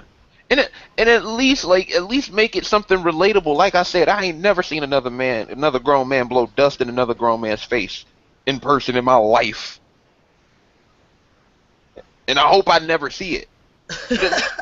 But at least with like a Bray Wyatt who's a heel and there was a storyline, even though he got buried in a feud with Cena, or at least Bray Wyatt, his promos meant something. Because he was speaking a lot of shit that people can relate to about society in general. If you're gonna go with some storyline shit like that, at least make it something relatable. MG, nobody's relating to this Goldust shit. I remember. Go ahead, Chris. Well, I remember MG when Goldust first came out. Like he was the heel and he was just cutting movie quotes and stuff. He was very entertaining. His promos were really crisp. But then all of a sudden that feud with Razor Ramon came and I lost all credibility in that character. Like it's ridiculous because like. What Adam said when he came out as 7, yeah, they ruined that character right away. Like I remember a vignette they did with him where he was like looking in the windows of like people's houses. You don't want Those- that as a wrestler. Like you can't do Those that. That's vignettes why you was had to- pretty sweet though. Those vignettes was pretty fucking creepy. They were very creepy, but too creepy for wrestling. Like Right. that's like Law and Order or something like that, not wrestling. But Like, it goes, but- to that, goes to what I've been saying. People say they want something believable, and wrestlers they can, that look like they're simulating an actual combat, but you are entertained by fucking demons in Kane and zombies and the Undertaker and fucking And hobgoblins. Goldust and Stardust and this bullshit. If you want something believable, then you're watching the wrong shit. Case in point with Feuds MG, this Wednesday, no one contender match, EY and Bobby Roode. No storyline. It's the Face storyline. versus face. All that matters is the title. Yeah, Thank exactly. You want to know who the storyline? If you want to call this one, who's going to face Bobby Lashley? For that title. That's all that fucking matters. Thank you. And I was gonna bring up how much like I miss Raw here and there. Like, actually, I miss Raw a lot ever since Cena won that belt back. SummerSlam's kind of bringing me back to wrestling, but TNA is the only show I've actually watched religiously every week because it's just been great wrestling. Like, just for the mainstream, it's been just cut above the rest. Like Adam mentioned, EY and Bobby Roode. Like, EY taught me my first bump back when I was training at Neo. Like, I love watching EY out Yeah, there. but that's one of the things that's made some of those matches in TNA so great recently. The Yeah. three-way tag matches they've been doing with the Hardys, the Dudleys, and Oh. fucking the Wolves. They're all three face teams. Amazing. You look at some of these They're- X Division matches they've been having. It's usually like two faces and a heel in the match. And I was going to bring up the tag team too. Or how about Low-Key and Joe? Those are two faces going after each other, Yes. and everyone's just going back and forth. Exactly. The name of the wrestler should speak for themselves in terms of what you're getting. It should be Yes. just like boxing or MMA Yeah. or in other sports where the name value alone should make you want to see it. Real quick, the spot with Low Key last week, Manic tosses him in midair, goes for the jumping gut buster, turns it into a fucking stomp in midair. Oh, I couldn't fucking believe it. But it's just like if I told you the fucking Jordan Bulls were playing the fucking Magic Lakers in the finals. Do you really need to hear MJ talking shit about Magic or Magic talking shit about Jordan? No. No, you just need to see the fucking games. shit, they make games about it for Genesis. Bulls versus Lakers, NBA playoffs. I had the game. Thank you. Like, What? it was those two teams, and then they're like, and the NBA playoffs. And Matt Hardy put out the perfect tweet since I was just talking about him in those tag matches. He talked about it earlier on Twitter where he was saying storytelling in TV has advanced over the years, and pro wrestling is the only thing that hasn't, and fans see through it. Exactly. Yeah, they're The insulting. fans can invest in the fucking matches not because the matches suck, because a lot of times if you can invest in the name value of guys, you'll watch it still. The storytelling of this shit is terrible. Today's Exactly. fans Complete needs garbage. today's fans needs the company to tell them what's going on instead of just watching and seeing what's going on. Yes. And the thing is that pisses me off the most is that they got all the players. Like, they got so much talent they just don't use, and it's ridiculous. You can't invest in a fucking Goldust and Stardust. No. I can't invest in that shit. But I'm interested to see where this heel turn's going to go. Maybe, like, who knows? Maybe it might get some better promos. We're not blowing dust in each other's face. Who knows? But at least with them against the Usos, we'll get some good matches, hopefully. Hey guys, I have a request. Guys, could you please, please, just do me a favor and tag me in? What the fuck was that? So anyhow, where were we here? All right. Before we get to the fruity pebble. Fuck is Goldust and Stardust face paint even supposed to mean? It means At least the Road Warriors were there because it was fucking badass, and Muda's meant something, and fucking Sting's meant something. yeah. It was the fuck his goal doesn't. Even Jeff Hardy's, it signifies how crazy and how unorthodox and how spontaneous he is. What the fuck is gold doesn't Stardust is supposed to mean? MG, we're missing out on one person when we're naming all the wrestlers with face paint. Oh, I mean, you can go to Warrior, obviously, but... Yep. I mean, shit. What are these dudes? Even Savage's face paint meant something. The fucking gold doesn't Stardust. With a big-ass fucking star on his face. Who the fuck It's a is he, target. Gucci Mane? It's a target. Shit. Yeah. Well. You know how bad we would talk about somebody who had a star tattooed on their face? Hey, he thinks he's Let's just be honest about it. Like, come on. What was the dude from Kiss? Who, Gene Simmons? No, not Gene Simmons. Paul Stanley. Ace Frehley or Paul Yeah. Stanley? Yeah. MG, he thinks he's the Zero Ranger. All right, moving on. So we see Seth. Hopefully, the blowing the glitter, they leave that to Alexa Bliss because, yeah. Blowing glitter in another man's face. Ain't that about a bitch? Bruce, no comment on Alexa Bliss, dude. Well, I'll just say he's covering the main roster, but Seth Rollins, Kane, and Randy Orton are backstage, and they're showing just basically strategizing off the mic. And after commercial, we get Big Show and Mark Henry backstage, and Big Show tells Mark Henry basically that he hopes that he isn't forgetting about their deal, alluding to them being a tag team. Mark Henry basically says that, look, I got to take Rusev out for my country. And Big Show says that, all right, I'll be in your corner, bro. No, he didn't say bro, but. And Mark Henry tells Big Show, look, no, I got to do this on my own, man. What the fuck, man? I'm just entertaining myself, okay. And Big Show gives Mark Henry a pep talk, and to that I say, I will give the WWE credit that at least they paid attention to the detail of creating a tag team, and now one of these tag team members is getting ready to go into a one-on-one feud. Okay, good shit. One thing that I give him credit for on this fucking show. And we find out that next week it's going to be Roman Reigns against Randy Orton in a rematch. Randy Orton will be working back twice this week at the gym to prepare for the match. But we finally get to the main event. John Cena, Roman Reigns, and Chris Jericho. I've seen some stupid shit in my life, but god damn it. We're not supposed to view this as wrestling. We're supposed to view this as entertainment. It's not a sport. What? What type of shit is that? That's not the wrestling that we grew up on. That's that fucking Vince McMahon fucking mentality that he's been shoving down people's throats for 30 fucking years. Sports entertainment. Does nobody find it coincidental that the only place where it's not considered a sport is fucking WWE?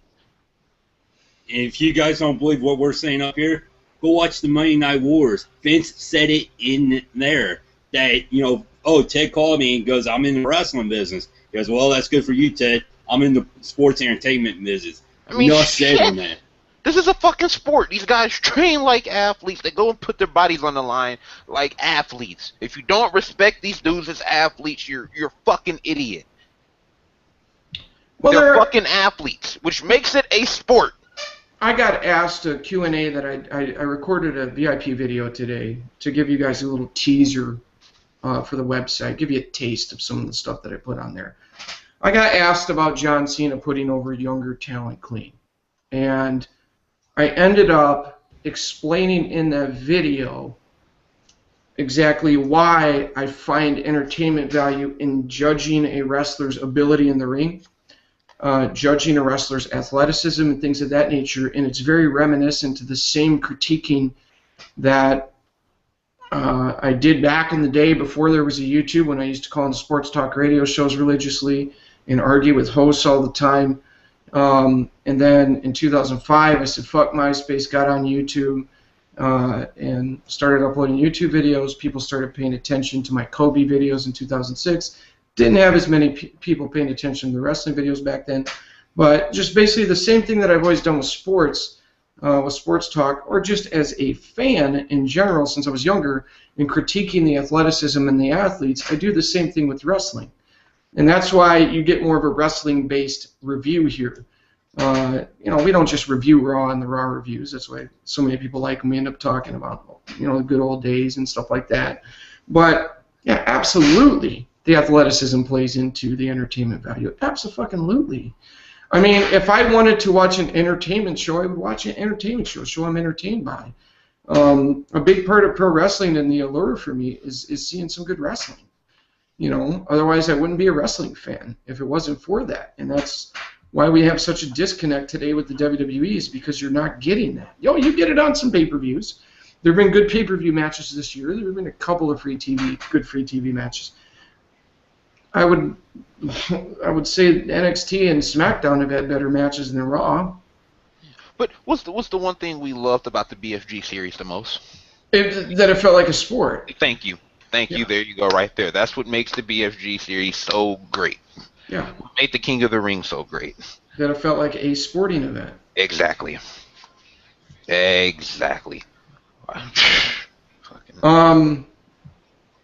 wow. So anyway, the main event was John Cena, Roman Reigns, and Chris Jericho against Kane, Seth Rollins, and Randy Orton. Cena came out doing the same bullshit as usual, running down to the ring, looking like Michael Cole's fucking dildo was stuck up his ass. I mean, even the way the guy runs irritates me. Him and that fruity pebble ass. But Michael Cole is waxing poetic about John Cena and how he's ready for his rematch with Brock Lesnar. Blah blah blah blah blah. John Cena has plenty to prove. You've heard all this before. Shut the fuck up, Michael Cole. Okay. For the record, going into this main event, before I get to the match, there had been 24 minutes and 34 seconds of on-TV in-ring wrestling. So far, 2 hours and 41 minutes into the show. So to break that down a little more simply, I'll even round up. 25 minutes of on-TV wrestling in 2 hours and 41 minutes of TV time. The rest was commercials, talking, and bullshit. So yes, that's where we're shitting all over the show. Big reason why. Even the wrestling wasn't that good. The little wrestling that you did get. But so 2 hours 16 minutes and 26 seconds. Doing some quick back in the napkin math here. 2 hours 16 minutes and 26 seconds of talking and commercials at this point of the show going into the main event. Don't make no fucking sense. It don't make no fucking sense. No fucking sense. Okay, if it's about the entertainment, why is the draw to a pay-per-view seeing the big match? Sport feel. It's supposed to come down to the big matches, right? Why are there championships if the wrestling is that's ridiculous, man. I don't know where you pulled that from, but that's ridiculous. But anyways, so on to the pointless six-man tag team match. Because let's face it, six-man tag team main events are fucking pointless, right? So the start of the match, Roman Reigns takes Randy Orton, Kane, and Seth Rollins out in the first minute and 56 seconds of the match. They end up outside the ring, and sure enough, cue the fucking commercial break less than 2 minutes into the main event match. Dude, if they did that on Tuesday night fights back in the day, Friday night fights for boxing, Showbox, HBO Boxing After Dark, if they started going to commercials during the boxing matches, boxing fans would stop watching. That'd be like, that's like saying that it's like having the NFL middle of a fucking play cut to a commercial. Exactly. Makes no sense. Friday night UFC has a big card. I usually don't cover the non-UFC, the non-numbered UFC events, just for the sake of time. I'm already, stretching myself thin as it is.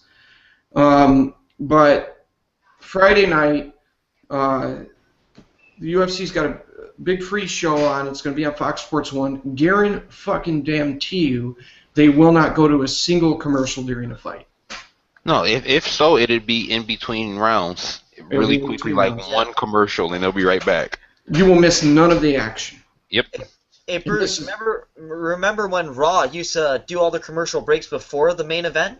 Like Oh back yeah, when, to get them out of the Christian- way. Yeah, remember when Christian fought Eddie Guerrero for the Intercontinental title ladder match? They cut to all the commercials before that match. Before the match. Or WCW would go, this Yeah. main event's going to be commercial free. Thank you, Bruce. I was Exactly. getting ready to say the exact same thing, dude. Yep. You can't even And get they always said, if this match, if they went to a commercial during the we will match, stay here till the conclusion. Yes. yeah, and Exactly. or like mid card matches, like the tape machines are rolling. If this match ends during the commercial break, WWE, download the app. I mean, it's a smart business move. But fuck, at least fucking deviate from that during the main event. Even though it is a pointless main event, it's still a fucking main event. Exactly. But sure enough, after the commercials, okay, the first move you see is a fucking horrible looking DDT by Kane that he delivered to Roman Reigns.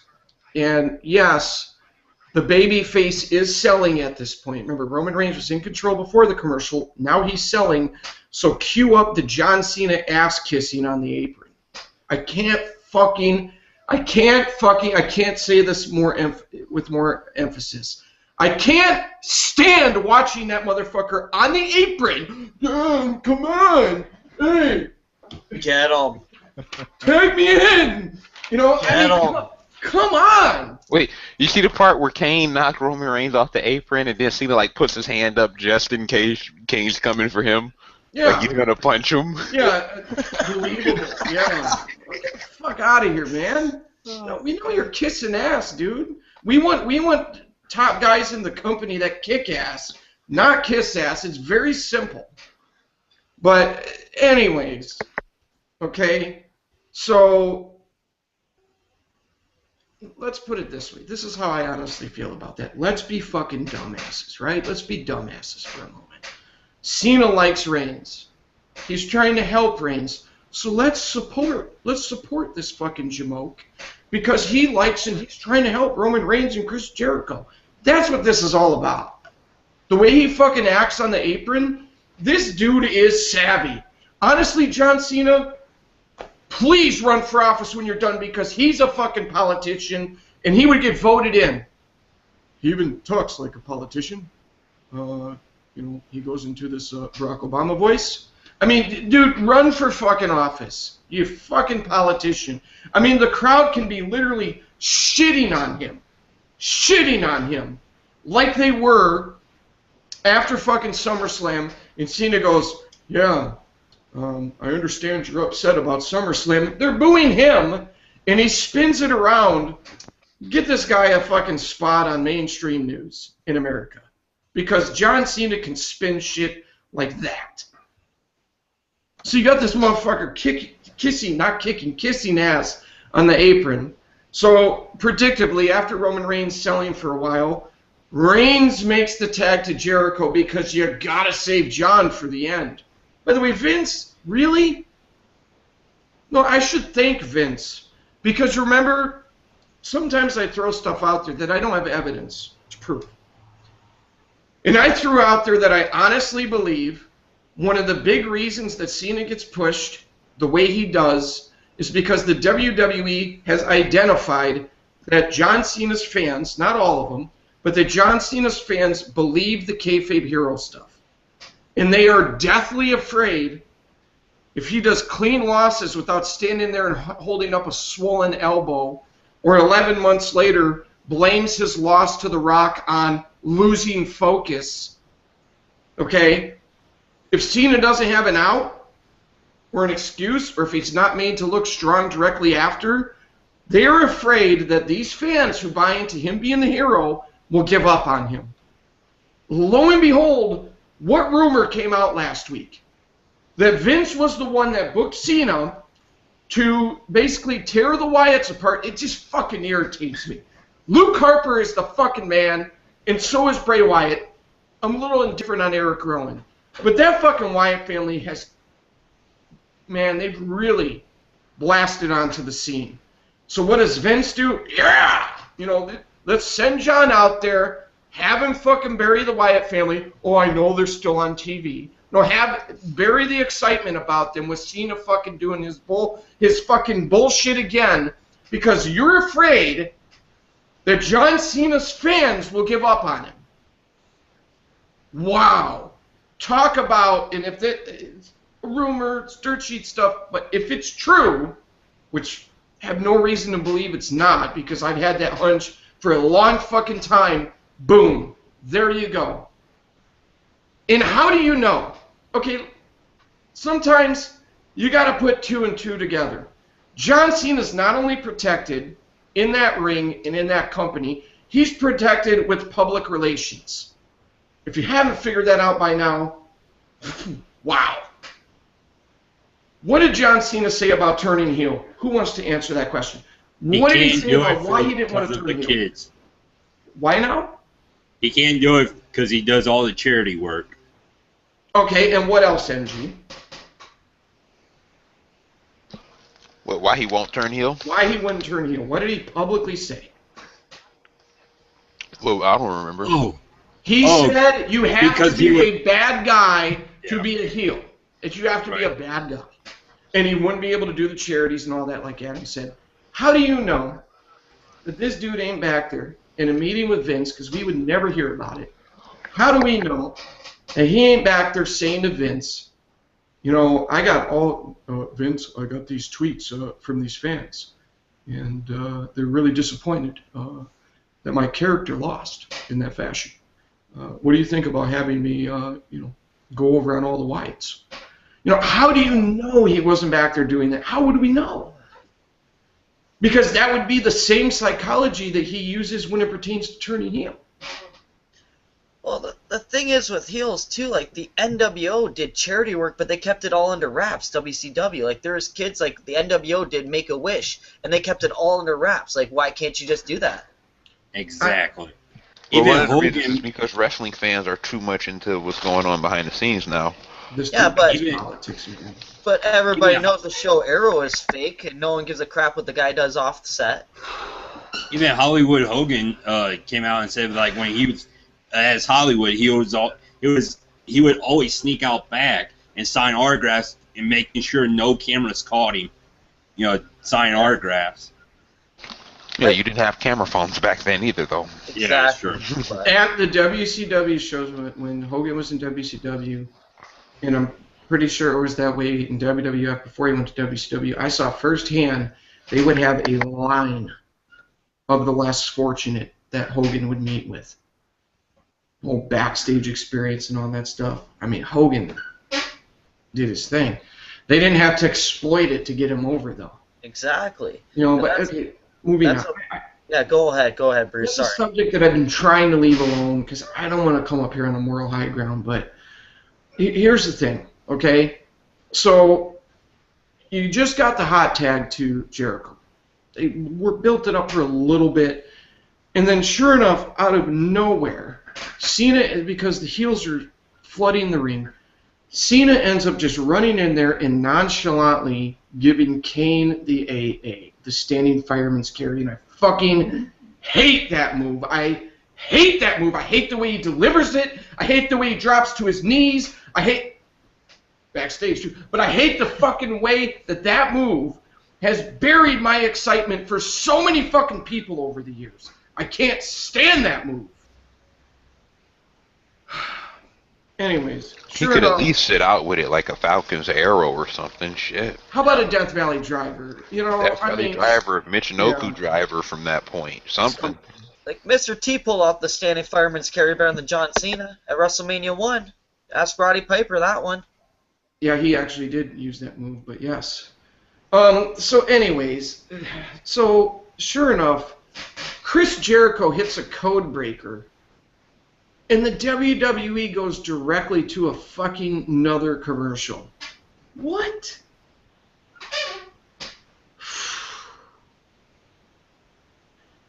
Oh, you didn't even get to see a 2 count and a kick out. They just go right to the commercial.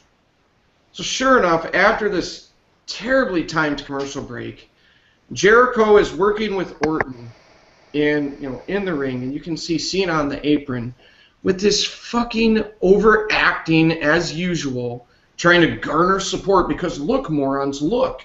We're all morons, and let's cheer for Cena because he likes Jericho too. Yeah! But, so Jericho gets worked over to build up the same old fucking shit ending because Robo-Bum, John Cena's standing there on the apron screaming for Jericho too. And honestly, that devalues the match for me right there. It's annoying to me. I know some of you watching this like Cena. I can't stand it. Just the sight of that fucker's facial expressions. It honestly makes a mockery out of pro wrestling and acting in general. But, so the shit factor of professional wrestling gets the fucking hot tag. He does his shit factor shoulder tackles. He does his fuckboy side slam. And hits probably the worst buckethead big boot in wrestling history. Did you guys see that big boot? Oh, the one he hit Rollins with? He got him in the stomach! Mm-hmm. What kind of a fucking big boot was that? And then he suplexes Seth Rollins, and gives Seth Rollins credit. Seth Rollins jumped and made it look like Cena ejected Well, him. Cena, I don't know what the fuck Cena was trying to execute. That was like half German, half back suplex, half Saito suplex, half backdrop driver. I don't know what type of move Cena was going for there, but it was like 8 suplexes in one, and he almost killed the guy.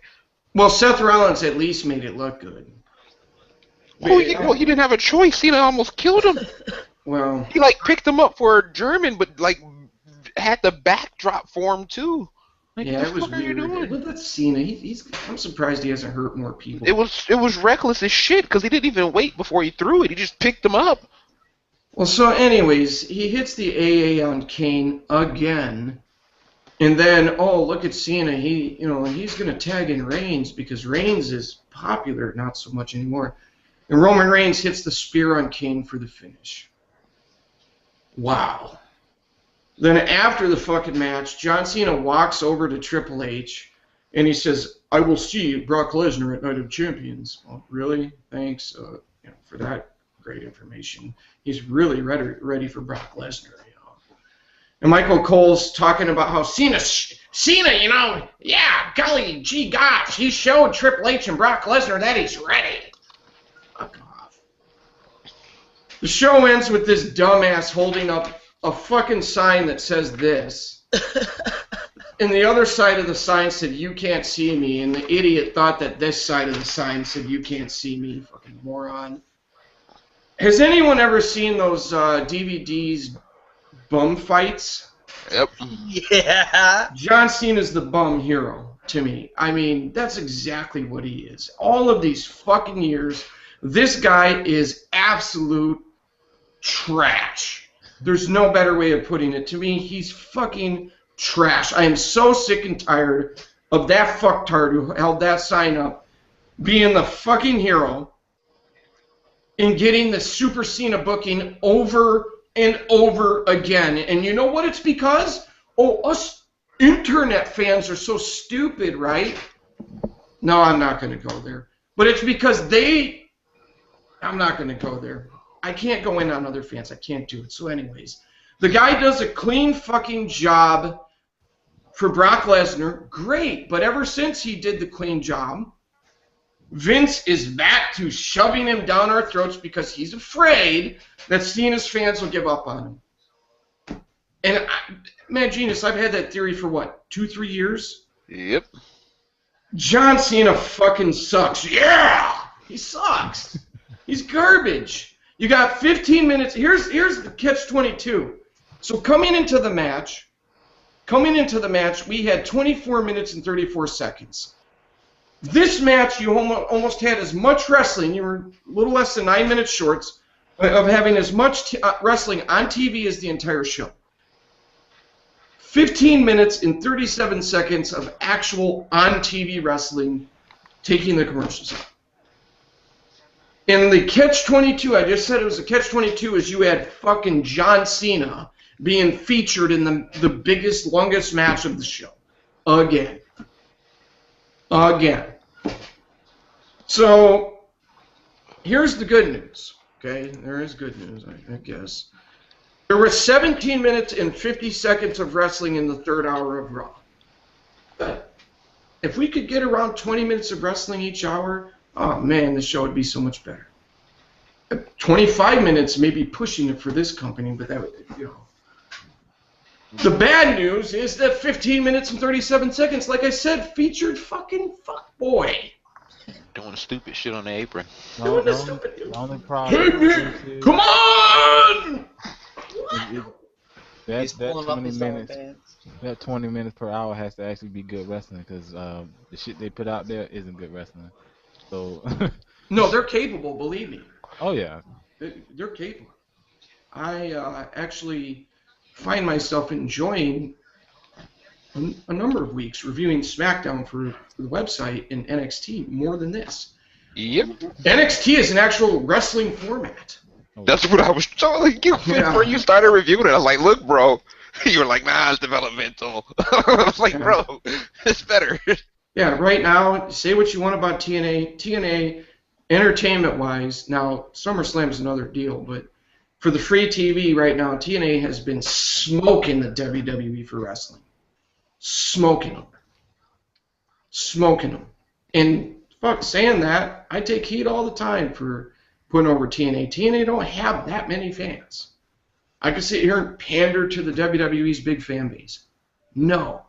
My opinion, watch these matches from the last, 9, 10 weeks on TNA. They've been a lot of good matches. Yeah, TNA is a fucked up company. Their fucking marketing sucks.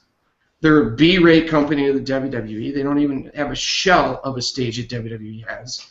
And that makes it that much worse that they're putting on better wrestling matches. No excuse. I want the WWE to be good. We all want the WWE to be good. I'm not rooting against the WWE. Anyways, so 40 minutes and 21 seconds of actual wrestling in a 3-hour and 6-minute show, which means you got 2 hours, 25 minutes, and 39 seconds of talking, commercials, and plugs for the network and Total Divas. I try to find positives in this. You guys know that there's wrestlers I put over as being wrestlers that I like. You know, I try to give the most fair assessment I can, but it's based on my preferences. There was literally nothing this week that I would go back and watch that I enjoyed. Nothing. A couple little slivers here and there, but nothing. This show, usually I can find a way to give it at least a 3.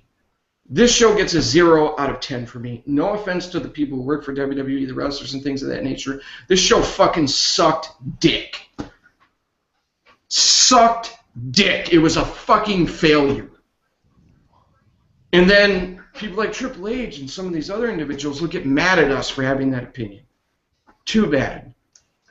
Entertainment-wise, this was one of the worst Raws of the year. Actually, it is almost on that level with that Christmas Raw from a couple weeks ago. Or from a couple years ago, excuse me. There's only one way to go from here, and that's up. And hopefully the show's better next week. But this show fucking sucked. John Cena sucks. Not having wrestling on a wrestling show sucks. Adam Estrogen's a bitch. Michael Cole, JBL, and Jerry Lawler are fucking terrible. And you can't tell me that JBL can't be a better announcer than he is, because he can. Jerry Lawler, never been a big fan. Michael Cole, he's always been garbage to me. He should still be the backstage fucking interviewer guy. Joey Styles should be the announcer. But they're relaying what fucking Vince tells them in the headset. So at the end of the day, all of this stuff, as much as you want to bow to Vince when he comes out in a crowd in front of you, and Vince has done great things. It's nothing personal against Vince. I was a huge fan of Vince and Jesse Ventura as announcers. I loved some of the stuff Vince did as Mr. McMahon. The guy clearly has paved the way to put pro wrestling on a stage like this. Okay? Did some underhanded things along the way. Just ask the Hart family and what he did to Stu Hart and plenty of others in the territories. But Vince has done a lot of good things. In this era, wipe all that away. Everything Vince has done in the past. In this era, this man done lost his damn mind. Putting on a wrestling show like this. This fucking shit was trash. Trash. with a capital T. Trash. So before I turn over to the boys, guys, ladies and gentlemen, come over to blitzsportsnetwork.com. I'm going to do my best to entertain you this week. I'll go through the rest of the particulars at the end, have the guys wrap it up here and give their scores for the show.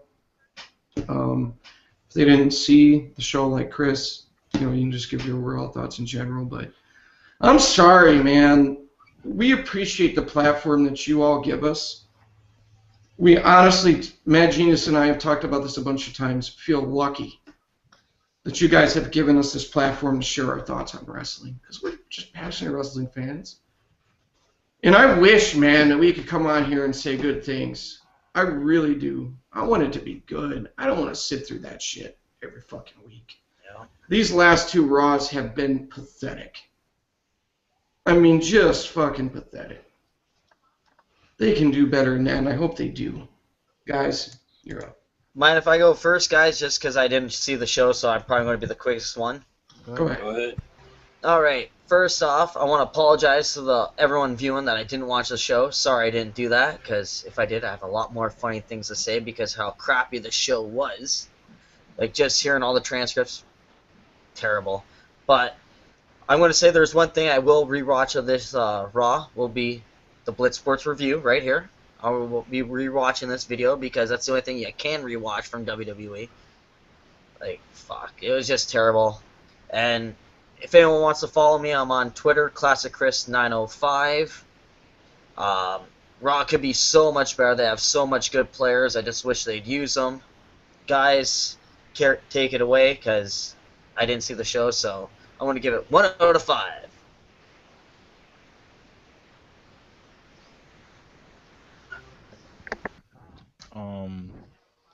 Like I said, I miss some earlier portions of the show. But it seems every time I tune in, I always the first thing I always see always pisses me off. And like I said earlier, when I first turned it back on, I saw a fucking bunny rabbit.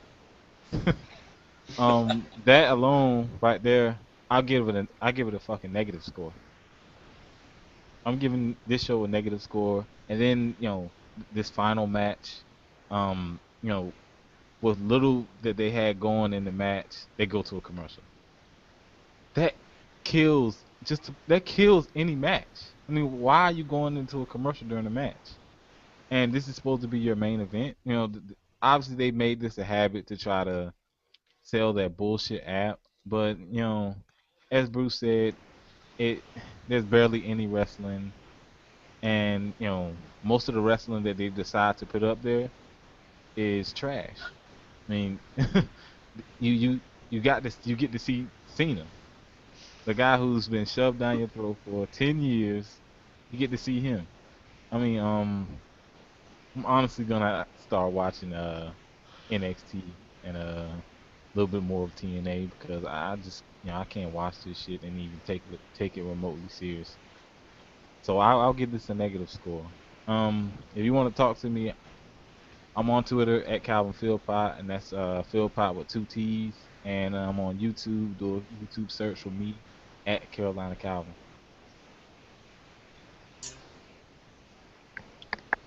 This shit was so bad, I ain't even gonna give it a rating. This shit don't deserve a rating. Yeah, you can follow me on Twitter at AddyCat87, and you can find me on YouTube, the AddyCat87. Do I really need to even give a rating for this at this point? Show's complete ass. There's no real sense of direction, at least in the positive with this show. It's still booked horribly. It gives me no reason to watch it ever again.